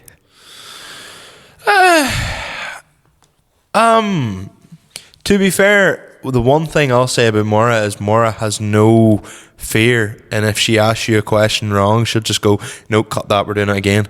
And she just deadpan goes straight back to it. Like, so she was asking me a question, she's like, so you're... Shows experience. Yeah, big time. Well, she's a journalist, like. Yes. So she was like, you know, so she's like... Which is a producer. She started off going about originally journalism. Oh, right. Yeah, she started off with the Farmers Journal. There you go. So... I listen to her every morning, every Monday morning, like. Oh, I did prime her up for the pod. It is happening. Someday. It is happening. Yeah, I know what's happening. Because I'd spoke to her about it anyway beforehand, and then I said to her, I goes, you maybe will come on ours then. And she's like, look, I have a couple of friends up in the north, and like, I'm sure I could maybe do something. I was like, well, you're not going to want two strangers to come to your nice new house down in wherever she's from. Yeah. Like, so I was like, but yeah, we can make it work. Like, and if I had to go meet her somewhere, it's the type of person, like, We would go meet her. you'd go meet her, like, you know. But yeah, she was actually well led on, to be fair, very, very approachable. But further on from that, saying about the imposter syndrome, so they were basically con Tenny, Yeah. and that they were sort of like, right, we're sort of getting near the top 16 time, everybody not in high vis, fuck off. I personally was waiting for, right, away on you go, back a bit, you know, we have to get the barriers and all set up. And I wasn't told to go back. Yeah. And I was like, oh, that was grand. Fast forward a bit of time then, and Con came over and he was like, Conor, is it? And I was like, it is. Fuck, he knows who I am. Oh, I listened to you as boys, you know, good old crack and all the rest. And it was at that moment, the confidence just went up, because it was like, Yeah. you're creating your own wee bubble. So you basically got the same on your end that I got with Seamus McGillian on my end. But one thing actually before all that, so people were nice enough to come up and say hello. Yes. So, Jay Michelinin, isn't that the way it's pronounced? Yes. So, I was standing, looked round, seen a fella. Do you know the way you look at somebody and it's like, I think they're looking at me, but Yes. I'm not sure? Waited another while, and then Conor was shouting, and I was like, well, how's it going? Had a good old chat with him about AS200s and how his day was going and all that. I'm really sorry, Jay, that we didn't actually get a chance to give you some merch, or you know, to take your I know. money, but just with the way things worked out that weekend, it was genuine fucking madness. Yeah, I think if we had the balls to bring the car up to the top, I think we at the time thought like there's no way these ones are going to let us come up to the top. Yes, and we're not big enough. We're not big enough. We're not this. We're not that. And like in hindsight, looking back, we could have 100%. Look, Aidan says we can go up here. We're doing media, and they just would have went okay. But I was like going, well, we've no big cameras with us. We've no. Like, yes, because we were literally using our phones. We use our phones, but hey, to be fair, the quality, the YouTube video's better than the camera you're using right now. Well, like, there was... So Jay came up, him and the missus. Yeah. Both lovely folk. Yeah. Had a nice wee chat. And then Robert. Are you going to... I was going to do all these shout-outs at the end. No, I'm only saying because they come up to me and said hello to me at Oh, right. That's the only reason why I'm saying... Risa, is it you call her? Risa, yeah. Risa, yeah. So then Robert and Risa also came around. Yeah. Robert partied too hard on a Friday night, so he couldn't speak. So Risa had to interpret his...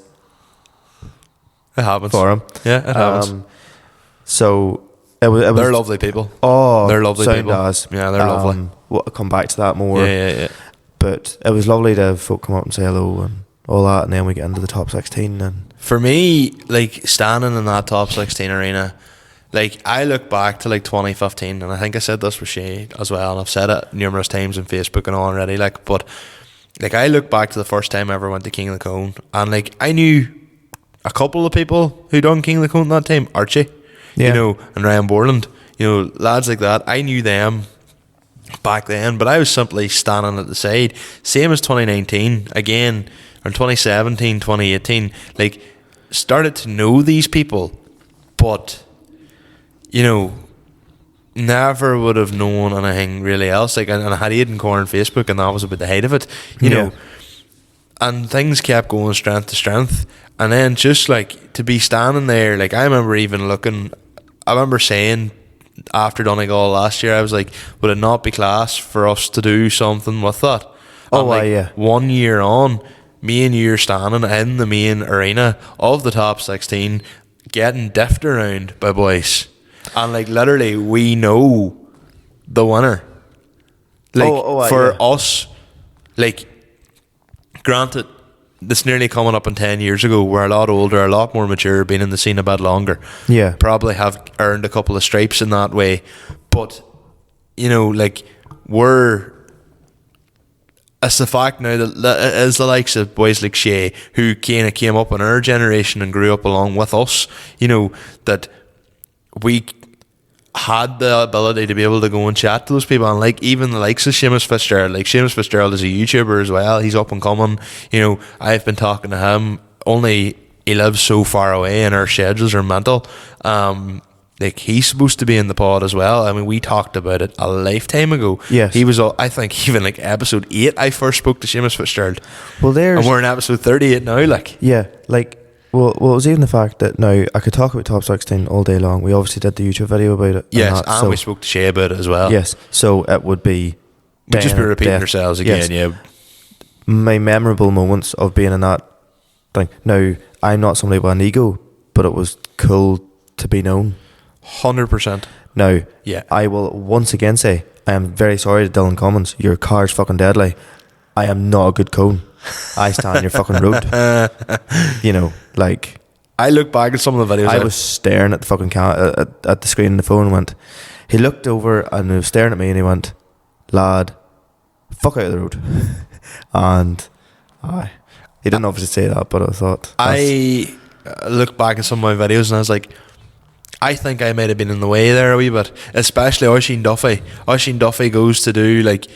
He's doing a burnout, and I go to walk around the car, but as he goes to take off to like throw hoops, and then he has to stop, and I didn't notice that at the time. Yes, but I think I ended up getting in his way. Again, I'm sure he doesn't really care that much, but it's just them things where, in the moment you're sitting staring at the camera, and you forget where you are. The other complete highlight was Joshua Crozier doing the mad burnout. Yes. And then diffing around us. Yeah. I did not realise he was going to diff around us. I may have bumped into some like between Con and the rest of them, and I was fucking deadly. I felt the same when Nathan Ellis diffed around me, because like he was going around the entire arena and I was standing there videoing, and the next thing he just comes around and hoops around me while I'm standing on my own. And Amy Graham actually took a video of it. You can see from the sidelines she took a video and sent it to me, asked Nathan diffing around me, and I was just like, that's fucking class. Like, you know, again, I've never had an ego, but it was just cool to be in that position. Oh, we'll be well humbled after that, like, you know. But what I regret, actually, to be honest, is that we left, like we said, the bar and all like that Saturday. Now I know Becca and Gemma and all were keen to get back to the car, but like, if I had known the way we were now, I think what I would have done was I would have went and tried to maybe talk to Falvey and talk to the Kings of the Road crew and all, because we didn't really get any chatting with any of them. True, we didn't. I do feel like that was a wee bit of an opportunity missed, so doubt they listen. But if they do, reach out to us. Like, I would love to still do something there. Like, Kings of the Road put on a big display every year. Like, Falvey obviously was there too. That man's a fucking nut job. Him and the wee Mark 2 Escort go-kart was cool as fuck. Apparently he doesn't drink or anything. He is just 100% header. On header, he is. I respect that so much. Like, I just fair play. Absolute fucking nut job. So, we could obviously go on about King of the Cone till the sun comes down, which it has. Yes. Or to the morning. Yes.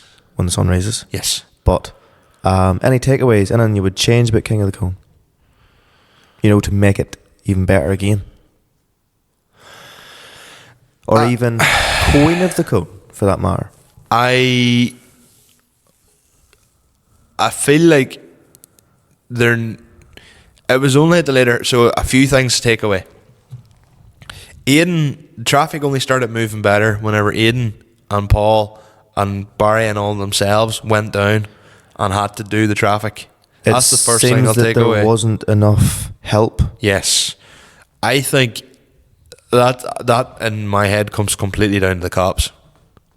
There should be a better presence there to support and get people out. Yeah. It is the biggest event on the north side of Letterkenny. Like, it is. No two ways about it. There was 10,000 people through the gates. Yes. On Saturday. There should be a bigger presence, even if you have to divert people up the main road so you can't turn it the roundabout, divert people up and bring them back down again. I don't know, but that would help more than sitting in fucking a queue there for 3.5 hours, like, because then you can't even do anything. So other than that, that's the first takeaway I would have. The second takeaway I would have is that, me personally, I preferred how the cars came in last year. So all guns blazing, not a parade style. Whenever they started playing, and I remember it last year, and I remember even saying it in last year's podcast, whenever they said, Johnny, play the music, and Right Here, Right Now comes on, and the next thing then, it's like, first up, we've got Danny Toland. Danny being the absolute hatchet man he comes in full gun swinging. Pardon me, followed by everybody else, and everybody comes in sideways, and as Shay said, it's a great chance to learn the surface. Which I never thought of. Whereas I feel like what they were trying to do this year, emulate the drifting a wee bit with the top 16 parade, but they didn't have the same space. Whereas you see in the top 16, what they do is they normally have the two cars side by side, and they all start like, you know, there's a bit more space where they can sort of throw hoops around each other, and like, you know, a bit more burnouts and limiter and all that there. Whereas they can't really do that the same way. Yeah. Logistically, it wouldn't work the same.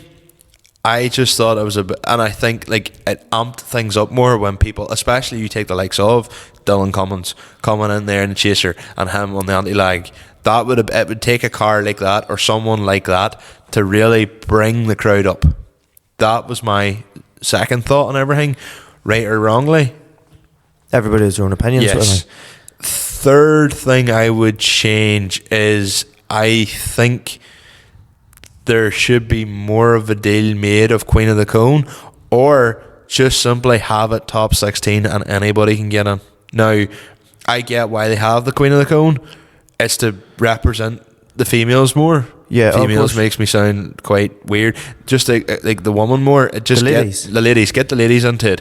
Like, I get that. Like most of the ladies actually follow us as well. Like, you know, so it's good to be able to see them. But it was, it just, they kind of came in and it was what it was. Now I know the top 16 has always been the big one, and I suppose there's a case of maybe where they don't want things to peak too early, but the likes of, you know, Dana Murray or Caitlin O'Loughlin or Yvonne McHugh, like, they all can handle a car. You could have had them coming in and doing at least a few, you know, slides and all through the arena as well to bring that up. I think that would have helped as well. And to be honest, as much as you're saying, to be honest, I would sort of nearly agree there. But like, even for them to learn the surface or to get amped up, because like in some of their battles, it did just look like the diffs weren't locking on that. It was far, yeah. You could see, especially one of the runs, I think it's Caitlin and Dara, and they come in, and both of them go out wide. Yeah, because both of them, they don't come in the handbrake. You know, just less experience. To be fair, I'm surprised Caitlin doesn't come in the handbrake. But might just be their driving style. She drives very much. She drives very clutch, kickery style. Not a criticism. It's just her. That's her style. It's very clutch kicky, which is fine. It's a Lexus. They need kicked. So that's normally so. And I would say, basically, they were coming in, going to dump the clutch, probably carrying a bit too much speed, and were shot forward rather than shot in. You know, whereas at least if you come on the handbrake, you can pull, and the momentum would fire you around. They didn't have that. Yes. Like, you could see that definitely wasn't in their favour, and probably the likes of the next battles probably caught on to that. They're like, okay, Jesus, it must be stiff, or it must be grippy, you know. Well, like, so... Because they were two girls who, you know, that... Possibly... That shouldn't happen. So, even, as you say, like, for the atmosphere, maybe not the same song, maybe the same song, you know, Right Here, Right Now. No, I think the Right Here, Right Now has always been the top 16. But Man, woman, child, whatever. But even if they have, like, they play sort of another upbeat tune to get people going. Completely agree. And have however many girders actually get into the Queen of the Cone. I would love to see more. It'd be class if there was 8, 10, 12, 16. Yeah, I'd love to see more women on. 100%. It'd be great. I keep saying women. I'd love to see more ladies in. Honestly, it'd be great. Like, Rachel Johnson there, I don't know what, she was going very well. Did she not have possibly mechanical failure or something? Yeah, she was concerned. She stuck a Snapchat up saying new transplant time. I went, oh. She's a great pilot. Well, she's a very, very good driver. I was thinking about it, and I don't know how you maybe feel about this, or how anybody would feel about this, but in 2023 basically they brought in Queen of the Cone, and they left her in the corner. They stayed in the arena. What would be very cool would be whoever wins King of the Cone gets this Queen of the Cone, two of them, and I think have them basically with each other, burn off the rest of the tyres together, Queen and King, as long as they've the fuel together. The tyres. I think so. Yeah, I agree with that. I think that's how it should be done as well. Even I keep the winner of the Queen of the Cone in the arena, wait till the King of the Cone's over, and then get a bit of just a wee bit of a Harley together. Fair, one of my highlights of even Queen of the Cone was actually Dara O'Brien. She literally sledged the back of her Lexus in front of me in front of us all on the Friday, and there was a fella in a BM was in the arena, and he was not going well. He kept spinning out, and to be fair, Dara was looking when she should have been watching. It was a brave hit that she moved the concrete block, like. But for me and for her to have the confidence to just say, because Caitlin O'Loughlin done the same thing last year. She busted a in a radiator last year, came back in and won Queen of the Cone. Like, you know, again, for the likes of Dara to come in and just go, do you know what, fuck it, I'm here for the crack, instead of getting all hung up, to come in and then eventually go and get through. And like, she was going quite well on the Saturday, like, you know, a few wee errors here and there, but Jesus, I don't know if I could do any better, you know. Well, that's it, so I have to say a fair play to that as well. Like, well, definitely a shout out to Dana for winning it. 100%. It would have been nice to have seen a video of Dana and Shay going round together. And it would have, like, I know we've had Shay on, it would have been cool if we could have had the Queen and the King on. She's too far down the country for us to do that. It's impractical. If it was even the likes of maybe Caitlin in Donegal, we might have just been about able to get her. Yeah, but anything else really you take away from? No, it'd be good to get involved again next year. And if we knew what we were getting into next year, I'd like to be more prepared. To be fair, it was very unknown. Yeah, we were going in there nearly for the shits and giggles, and whenever we found out after, we were like, "You've tear away, lads. Just don't get hit." Yeah, I would like next year. If I was doing it, I would like to have a better camera, more interviews. Yeah.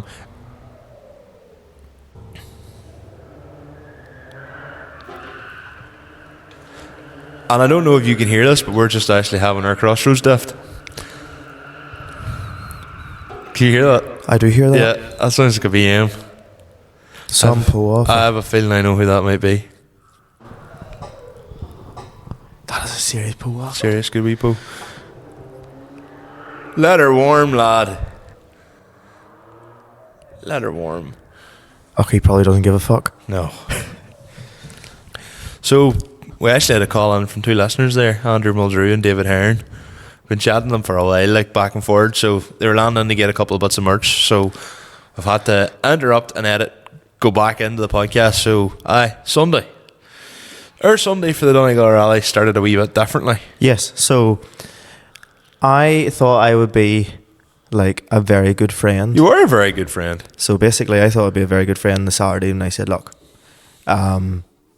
you have to get that chillered home." Thankfully enough, your work colleague. Casper. So yeah. So basically, I was like, right, the best thing for me to do is just take the car home, and I wasn't going to pay someone money to take it home. I was like, I literally have the Amarok now. This is what you bought the Amarok partly for. Yeah, the idea of the Amarok was that I would eventually end up towing a drift car or the Sierra. Because if I was going to like a Bishop's Court or something, the plan was to take the Sierra on the trailer. I know it's a road car and people take pride in driving to events and all that, but when you've had as much bad luck as I have, you're probably better off just trailering her down.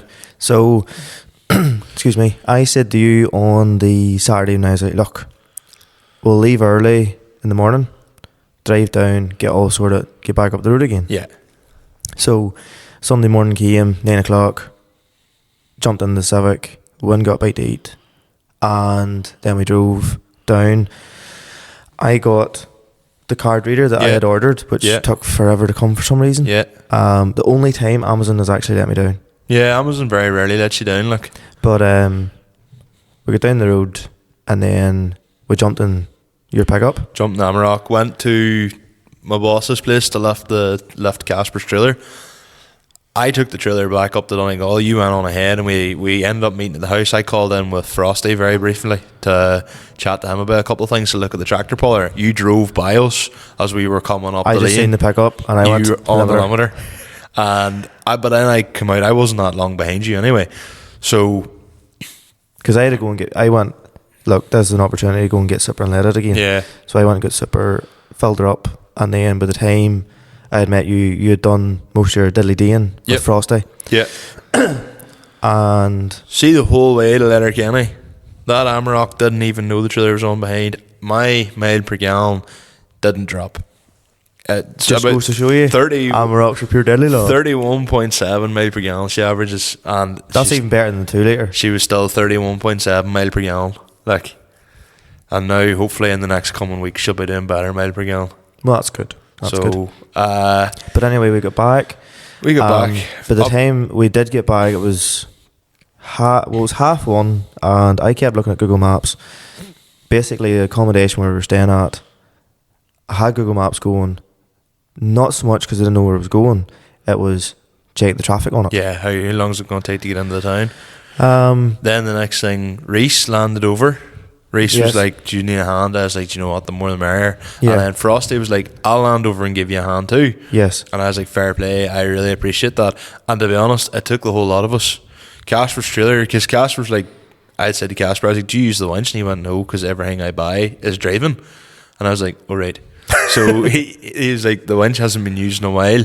So I think in the end up, we just took bits off and just wound the whole thing out. And it took Frosty and all the strength to pull it out quite nicely. And then we pulled the whole thing in then, and took Reese was driving. It was you. Frosty was pulling originally, and I was checking if it was straight. And Elias was the other side. And then Alliance, you and Frosty then not pushed. Alliance. And Reese then was driving to put her on the trailer. We had to rip the bumper off. If you've seen my Instagram, you'll see it was a slow enough procedure. Like, took the 4:30 getting the car in the trailer. It took a while, but then by that stage we were starving. Like, the Gemma and Becca was ready to kill someone. Like, well, I wouldn't have said ready to kill, but they hadn't had very much that day. We had a fry more or less on the way down the road. The way it worked out, the way we actually went through the town. So in the end of stuck there, I was like, what do I do here? Do I leave the car on the trailer and come back and lift it later and just go on the Amarok? And our host was kind of like, look, you can do it if you want, but I was kind of like, you don't want to be. The car's been lying here in the middle of the street. It probably wouldn't have been a thing, but they're like, right, what's happened to this car? You don't want the neighbours sitting thinking, who's this dickhead? Like, why has he not got his car? You know, I also was on a bit of an incline, and I didn't want to take the car off. And even though she would have been on the, handbrake and all, I just didn't want the thought any of possible failure thing to happen. So then that was the next thing. I also didn't want to be blocking anybody. Yeah. So then I was like, do you know what? I'll just throw that. I'll put the front bumper into the car, and I'll just drive about with the front bumper hanging off, or with the bumper like the front mount on display. Yeah. Like, whatever. And I was like, and then originally I was like, I could take the trailer off and drive somewhere else, and I was like, no, do you know what? I'll just not do that. Like, yeah. I'm confident enough with a trailer, I can go pretty much it's anywhere. Not even that there. You don't want, not that there would be around Donegal, but you don't really want the chance of somebody just hooking on and driving off. That's what I was worried about, because they would just think, oh, Mike, that person's bringing that car home for Michael Scullin. You know, nobody would maybe think twice. Or if I got a text going, hey, your car's on the way outside Lifford here, I'm not going to know. If I'm in Letterkenny, I'm not going to know where my cars went. Yeah. So I was like, do you know what? I'll just drive around Donegal with it on. So then after the Clannery, we got food in the Clannery, which was pretty good actually, to be fair. That was very nice. And then we headed reasonably priced as well. Headed over to Lidl then. Yes. And then that's where we parked up there for a bit. And then we ended up meeting, Curtis McGall landed in. So Curtis was at me during the weekend, you know, where can I more or less meet you to get a sunstrap? Yeah.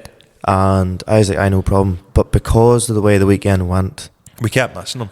Not even that, we were fucking flat out. Well, yeah. You know, we never would have been in the same place as anybody. So it worked out that we got the Lidl about 7 o'clock. That was after feeding that. I messaged him saying, look, if it works out, it works out. If it doesn't, I'll see you another time, get you on sunstrap. He arrived within half an hour. Casper arrived in the BM. BM looks unbelievable. Three spokes. He wouldn't tell anybody. I was like, Casper, come on, tell me what wheels you've got. He goes, no, Michael, I'm not telling anybody. And I was like, Casper, come on, tell me. And he went, nope, not telling you. And then when he sent me the Snapchat, he goes, new wheels on. I was just like, holy fuck. Different, but that's fucking class. carries it off really well. Because it's period correct, because it's an E36. Yeah. I've told him to go a wee bit lower. But wouldn't even bother. It still carries off very well. He was well. even saying, we were chatting at work today, and he was like, you know, it's the first time. He goes, normally he's like, I'm always driving about in heaps of shit. It's like, it's the first time in a long time I've been driving about in a car where people are stopping and turning and looking at. And I was like, yeah, but you've every right. He goes, it looks absolutely class. It does, surely. And then who else landed in? So Graham Holmes landed in. Robert Dagg landed in again. So him and Rachel landed in. Thankfully we put up on Instagram at that time, look, we're going to be here for a while. Like, not that we badly treated anybody, but because the way the weekend and the fuck ups side of it, we couldn't actually meet anybody at a reasonable time. Yeah, because I had been messaging anybody who bought merch. I messaged them personally and went, look, really appreciate you buying the merch, thank you very much. Then just was like, look, what way do you want to collect it? Do you want us to post it out to you? Do you want it at Donegal? And everyone was like, here, I'd be happy to meet you at Donegal, it'd be good to have a chat. And I was like, yeah. But at that time, I didn't think we were going to be, in King of the Cone where we were. I was expecting we'd maybe be walking around King of the Cone and maybe chatting to people and stuff like that. That was my original intention. So I was like, I probably will see most people there.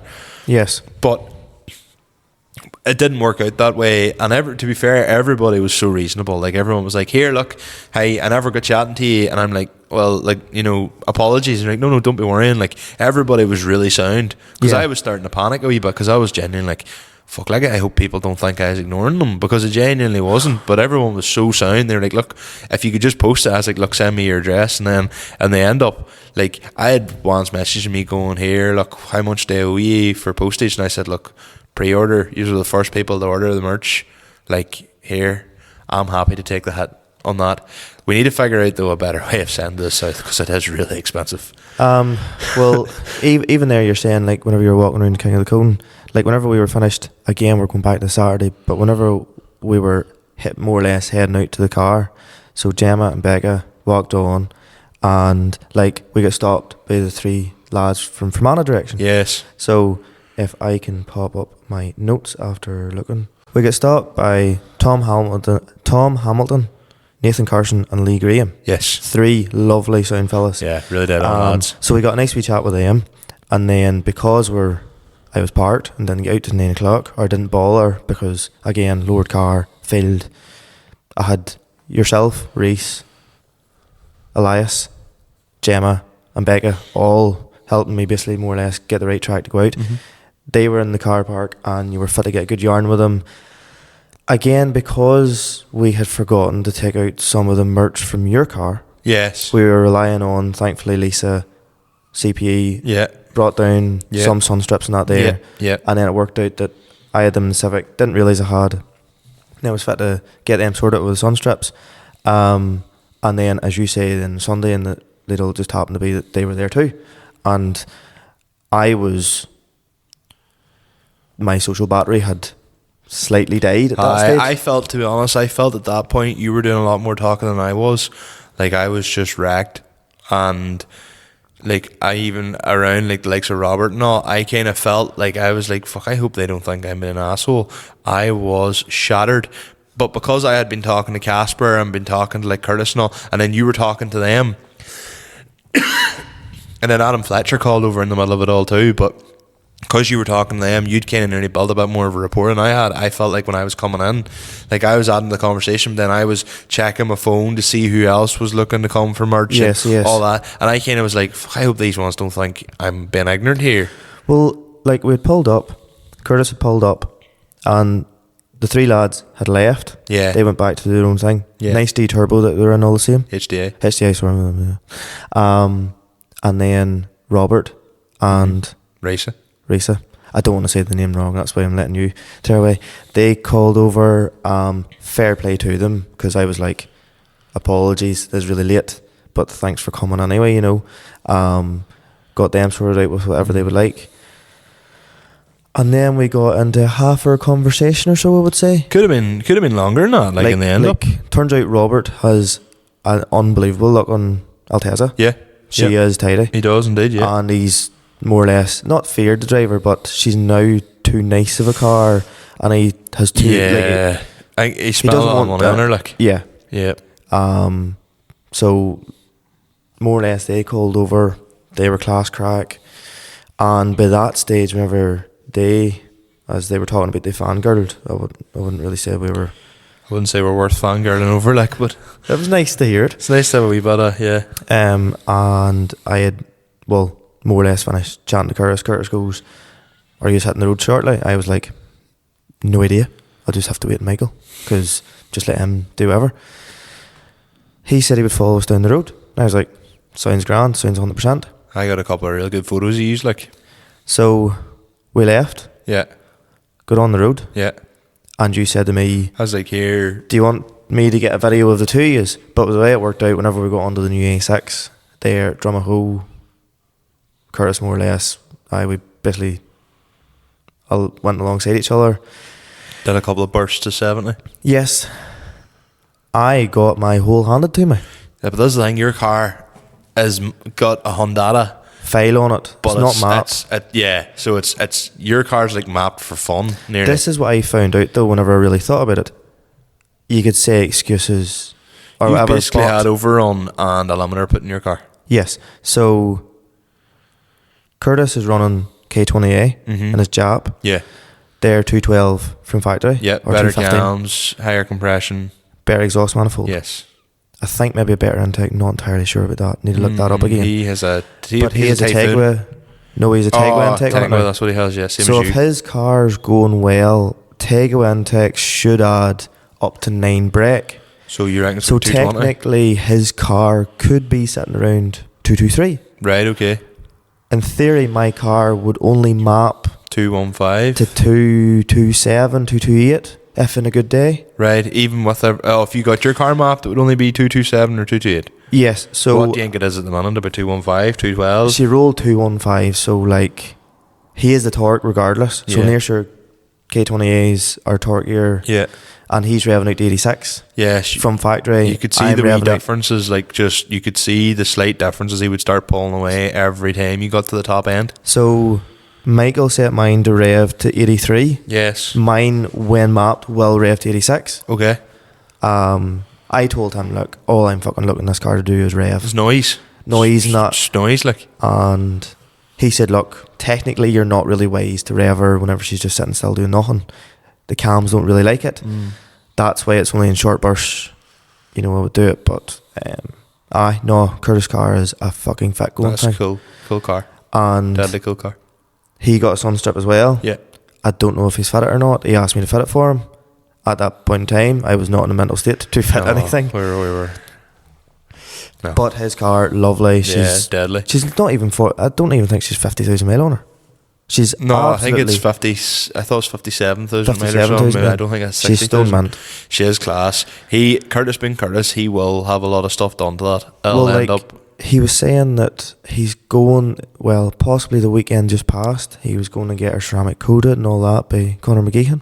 Right, yeah, okay, good man So- on the buffer, yep. That thing will be Man, treated like an yeah. absolute princess. He's talking about going ECU, but he's talking about going standalone. Standalone will get more power out of I Honda. don't know if I agree with going standalone on So, because if you stick a Honda in her, she'll still have a certain amount of parameters that can react with the factory ECU. Whereas standalone, you have to tell your car everything, which is grand if you've. Well, I think who he's talking about mapping it knows Hondas very well, so it'd probably end up be dead on. Like, well, like, I can mind seeing a video, and the video was more or less Honda versus Haltech. yes, Haltech Elite 1500, with it being a newer ECU, yes, better software, yes, the car did map and react better. right. I've also, if I can mind right and been told right, an FN2 likes a map even better Okay. than an EP3 because newer software. So, Sam Wright 96 asked the question, what was the highlight of Donegal 2024 for you? Just being in the arena. For me, it's a mixture of, yes, being in King of the Cone was probably one of the best things I've ever experienced, to be that involved in something that you're really into, Yeah, as well as Friday evening just going by Sister Sarah's. yeah. I'm sound like a 12-year-old, but There's like a lot of it noise. was, There's a lot of stimulation. Like, yeah. no, the heart rate was going anyway. Going ahead. Chris Clifford, next exit, wrote Yes. to me. I said, any questions or any thoughts about Donegal? He just wrote the price of it. It has got wild dear because they know how much people are going to pay for houses, like, or hotels. It is a dear weekend for accommodation. Roughly how much would you say Donegal has cost you taking the car breaking out of it? Probably still, by the time you've paid accommodation, by the time you pay in the King of the Cone, by the time you get food, not a kick in the arse off, £500. Maybe more because I had to buy fuel. £600. I'd say between £600 and £700 I took to do that weekend. Aye. 600 is going light. Like, I wouldn't say we lived extravagantly. If we were going out, to the likes of Sister Sarah's or the Pulse or something, Oh, £1,200 that Aye. weekend. £1,000. So, yeah, like it is a dear weekend. But hey, do you know what? As I said to the back, I was like, you know what? I would take this over going till somewhere else. Like, this is one of my holidays. Well, it's my holiday for the year. Yeah. So Now, is it a holiday you come back and you're more fucked than you were before you went? that's Yes. every holiday. That's every holiday. It wouldn't matter if you went to the Maldives for a week. You'd need a week to recover. Fair enough. I'd love to go all the same to the Maldives. a wee hut in the middle of the ocean. Aye. Class. Macaulay Halliwell has wrote, has the Sierra done more miles, Michael, on the road or on the trailer recently? Cheeky bastard. Well, Michael, It's done more miles on the road, and I would say only just. So I drove it. What counts it for more is I drove it to work and back that Thursday, and that was about an 80-mile round trip. And then I drove it to Donegal and round the town, and then on the way home it was driven round Donegal and back home by the Amarok. By the Amarok, yeah. But new fuel pump hopefully be arriving any day soon, and should be back out. It'd be a wild kick in the teeth though if it is something really stupid. I will More still for your bank balance. I will still put a new fuel pump on it anyway. Just for peace of mind. Yes. Going ahead. I thought you not listening. Oh, I had Amy Graham asked me, "What hat are you bringing next year?" Don't know. Probably I'd like to say the sombrero again, but it just depends whether the sombrero becomes iconic or not. Because at the minute, I think like this hat is the most well-known hat I would wear because I wear it in most podcasts, and people have said before I recognise you because of the hat. I would put this out there. If somebody has a very extravagant hat to get you to stand out even more than the sombrero, send it in. Oh, Jesus Christ. And you'll wear it. Oh, I don't even know what will be sent on. What have you got? Father Ted 7810 says the crack. Not much. And him, what about you? The crack. I just Donegal. It's just fucking savage crack, like. It is. It is, start to finish. Unreal. Donald Holmes wrote to me, need more border wrecking. In Mexico, yep, between where Trump's building his wall, yeah. I didn't see much of that this year. And no further comments, Your Honour. Well, to be honest, King of the Cone is one amazing thing because it keeps it off the roads. Keep the race in its place. Yeah. And after that there, it's up to yourself. I can neither confirm nor deny whether I would want to see any form of activities going on the border. Sure, if it's a private border, you're all right. Paying entry fee, did. Nathan Pitts 145 has asked your opinions on the Garda PSNI involvement. Is it positive or a negative effect? You on about the Gulf R? I'm going to assume he's on about the Gulf R, as the Gulf Tape R, as they called it. Well, we talk about it as well as just in general then. Well, I didn't really see the Garda doing a wild pile this year. They do it on the Thursday. They go hard on the Thursday. Is that not quieter, maybe a lot more riskality going on? I think they go hard on the Thursday because that's when a lot more people try to be heroes and get the TikToks of up. And also I think that's where they just go, there's less people about, and it's a case of, we're not going to let you away with things. We are here to set a precedent. If you fuck about, you will find out. I assume that's what they're doing. So on the Thursday, like, I had even thought about going down maybe in the Thursday next year, going down earlier. Yeah. Just for the crack, like, and being real chill about it. But maybe even if you could set up the camera gear and all like that, or go down, maybe have to help out a bit on the Thursday, I don't know. But I was thinking go down the Thursday next year, but there's checkpoints and all around the town on the Thursday. Oh, right. Yeah. Didn't know that. We're maybe alright for the Northern Regis. The guards mostly care about tax and insurance.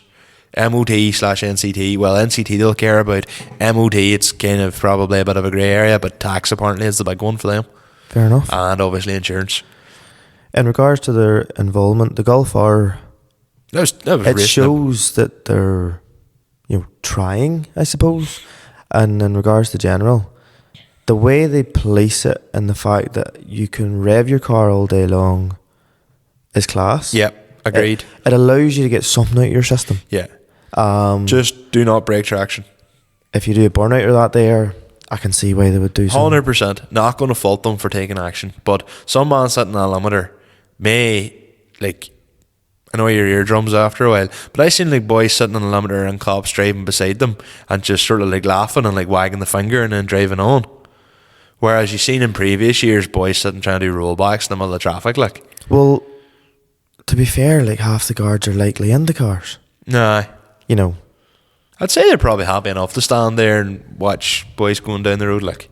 And to be fair, one thing I definitely did see, if there was ever an emergency happening or an ambulance go through the traffic, everybody clean out of the road. Yeah, as we found out. You know, well, what do you call that big roundabout? The Polestar. Polestar roundabout.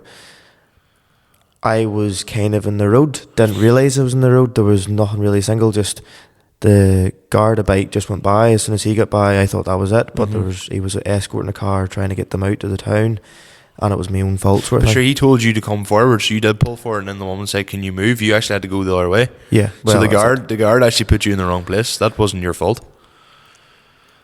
Go ahead. Mel McCulloch, Mel 97.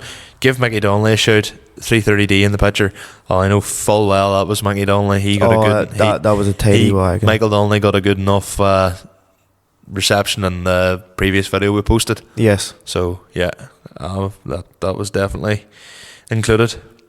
The worst car you seen at Donegal, and Philip Morrow 96 has sent that in. The worst car I seen at Donegal.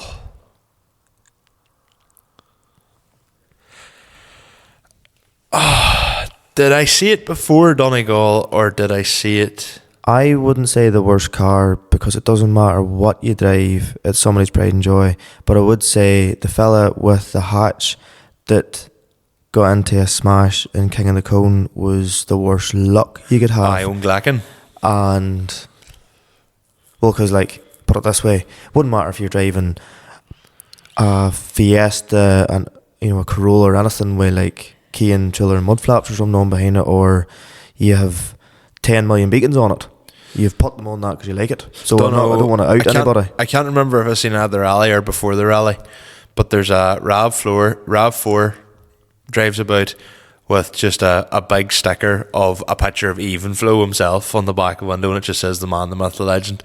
And I'm like, that's a wee bit really fanboyish. There was a RAV4 that had a Jap cannon on it, and it was limited, and it was actually quite cool. Yeah, that's funny. Like, that's hilarious. But this one here, I've seen, like, it's never washed. It has a big, massive CB aerial on it, and it's an old fella drives it. And it's like, okay. Different. You do you. That's me out of questions on my side. And the last one by David Elliott, 92, is... David Elliott. Will an IS200 take second, or is it a myth amongst owners? Myth. I've never heard of an IS200 taking second ever. They could take fourth in the ice, I suppose, if they wanted to, but you just have to have grippy tyres up front. Myth. I've never seen an IS200 take more than first ever. So they're one good fucking engine for first, yeah, but they're bad fucking engine for second. Yep, myth. That rules out. I don't know why I put the phone away, because I now have to take it out to just go through some of the mentions. Oh. Do you have anything? So I think... So all or not really, Oisin O'Hagan with Ready Turbo. Yes. Jay McAleenan. Yes, of course. You know, and Tom, Nathan and Lee, really, you know, supposed to give them an extra shout out, like, you know, they were absolutely sound, and it was really cool to meet folk, and they weren't shy to come up and chat away. No, fair play, I really like that. And we are approachable. Like. The fact that they knew more about me than I did myself. Because listening to this, you know. But I said the same whenever I get chatting to Mickey Bartlett that time. Like, that time me and him were doing a thing together. I was playing music at it and he was doing a comedian. Like, we were chatting outside, and I was able to tell, he didn't have a clue who I was, but I was able to talk to him about everything he'd be doing, because I was listening to the Deck Chair and Yums podcast. Yes. And it's nearly kind of nice, because you build a rapport nearly straight off the bat. To be fair, actually, sorry, another wee highlight was meeting Morphe. Yeah, because basically I listened to her every Monday morning. Lovely woman, to be fair.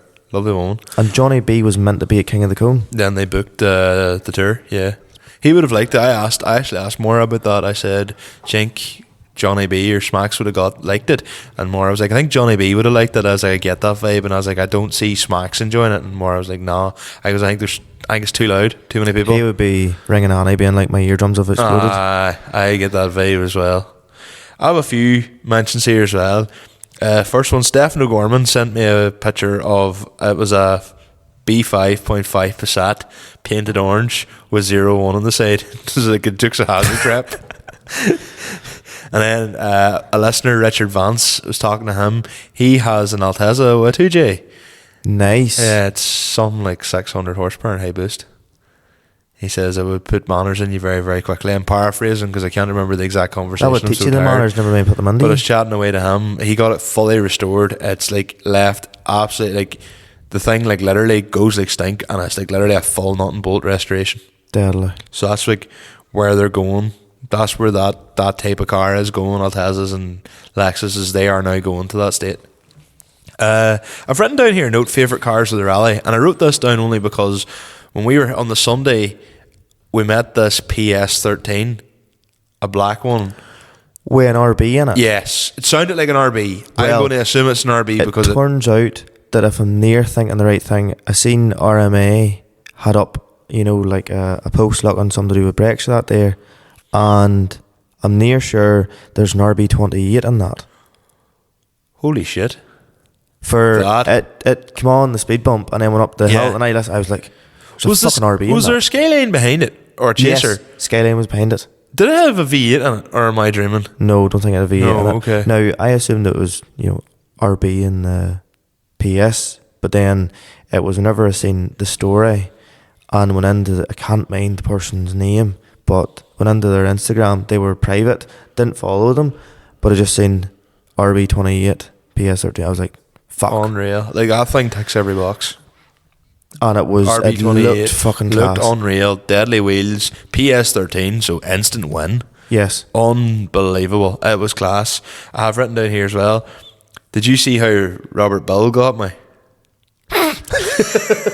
Fucking prick. It was so funny. Like, I came on just at the right time where I was no longer sure about it, and it's us going, Donegal Rise, unbelievable. It just cuts into me going, it's unbelievable. Like, it's like, unbelievable. And then just a fart noise, and then it's the Snapchat of me saying, anyone got a fuel pump? And then the end credits. You said, I'm buzzing. That's what it was. Yes, I don't. And then it's a fart noise, and then the Snapchat. I don't. So I'm laughing at. So if you want to see that video at my expense, check out. Robert Bell, but he's on Insta as John, or not Insta. TikTok is John Bell, so you'll find him there. What else have we got? A couple of other things then. So it was a Hillhead show there last week. It's a big quarry show. Okay. I'll tell you. To relate it in, I could talk about quarry machinery all day. It's a previous industry of mine. But Herbst, the manufacturer, Herbst. So everywhere else all had like... They're not doing crushers now? Yes, but it's all agricultural stuff. So it's all stuff for the back of tractor. That's, for me, I was standing, I could have watched that all day, and even my boss was with me, and he was the same. Like, he's like, this is deadly. He's like, so that's powered by a tractor. And I was like, well, everything else is typically either electric or like a diesel mounted unit. I was like, the idea of these is basically if you knock down a full shed or something like that there, you can crush it. You crush it and turn it into like basically a sub-layer. DJ Mackay has a good business going. Yeah. He does a lot of crushing. Well, so does Paul Diamond outside Balahi. Oh, yeah, he was one of the first to have that Herbst crusher. But they have like a proper PTO mounted screener and all now as well. I was like, this is deadly. It's basically quarrying on an agricultural scale, and I'm all here for it. There was also a Volvo truck. I'm not sure if it was an FH500 or 540 or what it was. But the bags fully dropped. Nice. It was on the floor. It was class. I was like, this is deadly. Go on, say it. Unreal. Fuck you. Also, I seen this go in the group chat. Gordon posted this on. Did you see the video of the 135 with the Donnelly trailer on? Haven't seen it yet. Go look the tractor pull in group chat when you get a chance. A 135. It's owned by a fella. He's 84 years of age. Pulling like a tandem axle Donnelly trailer. Deadly. Unreal. It was class. I looked at it, I said, that I remember replying to his comment. I goes, well, that's definitely going on the podcast. Yes. And then finally, I was chatting to a fella, Ross McKinley, there during the week, and we were talking about. He said, he was like, I've only come on here recently, but I'm a painter, so I have all the time to listen to you. He goes, so appreciate it, keep up the good work. And I was like, great, well, fair play. Here's Thank you very much. So that is me. I have no idea how long this podcast is going to be. We've had this to record. Is a fucking marathon. We've had to record it in 3 parts. Part 3 is 36 minutes long. Part 1 is an hour 44, and part 2 with Shay is in our 27. So Fuck your life. yeah, it's going to be a lot of editing, but we knew it was going to be a big one. We did say it was going to be a big one. Yeah. So, and the one we did beforehand was quite a short one. Pre-Donegal was very short. True. So I have to get this edited all by tomorrow night. It is going to be such a late night. So Fuck my life. if anybody has been, well, when this comes out, Farm Flex on the poll will be over. Yeah. If we manage to even see anybody, say hello. I was actually trying to get Adrian Tugwell, but he gets the boat on the Sunday night, and because I'm at Becca's granddad's and there's a few things going on there, I won't get home in time for him to get to the boat and all. So guys, on that note, it's 1:15. holy shit. We've had God knows how many late nights. I have to get up for work in 5 hours. I have to milk cows in 5 hours. And I still have to drive home. So do I, although not as far if as you're you. still with us, thanks very much for listening. I hope we did justice for all the shout outs. I hope never record a podcast as this long ever again. No. Fucking hell. But Conor, just please can we end it? What's your all the best, folks. what's your Good luck. socials? Conor.McGoo and basically everything. Yeah, I'm at Michael Scullen _, basically everything. Follow the podcast itself at Limited Slip Differences and absolutely everything. Also, we hopefully may have a website coming soon. Yes. LimitedSlipDifferences.com is now owned by us. Me. So that'll allow us to hopefully get set up with likes of Shopify or whatever. Anybody looking merch, we will hopefully as well get things going better. Would like to do a second pre-run if anybody's interested. On that note, guys, we'll love yous and leave yous. Good luck to you next time. Take your handy. Best of luck. I'm getting out by midges now. See you later. Bye now. All the best. Goodbye.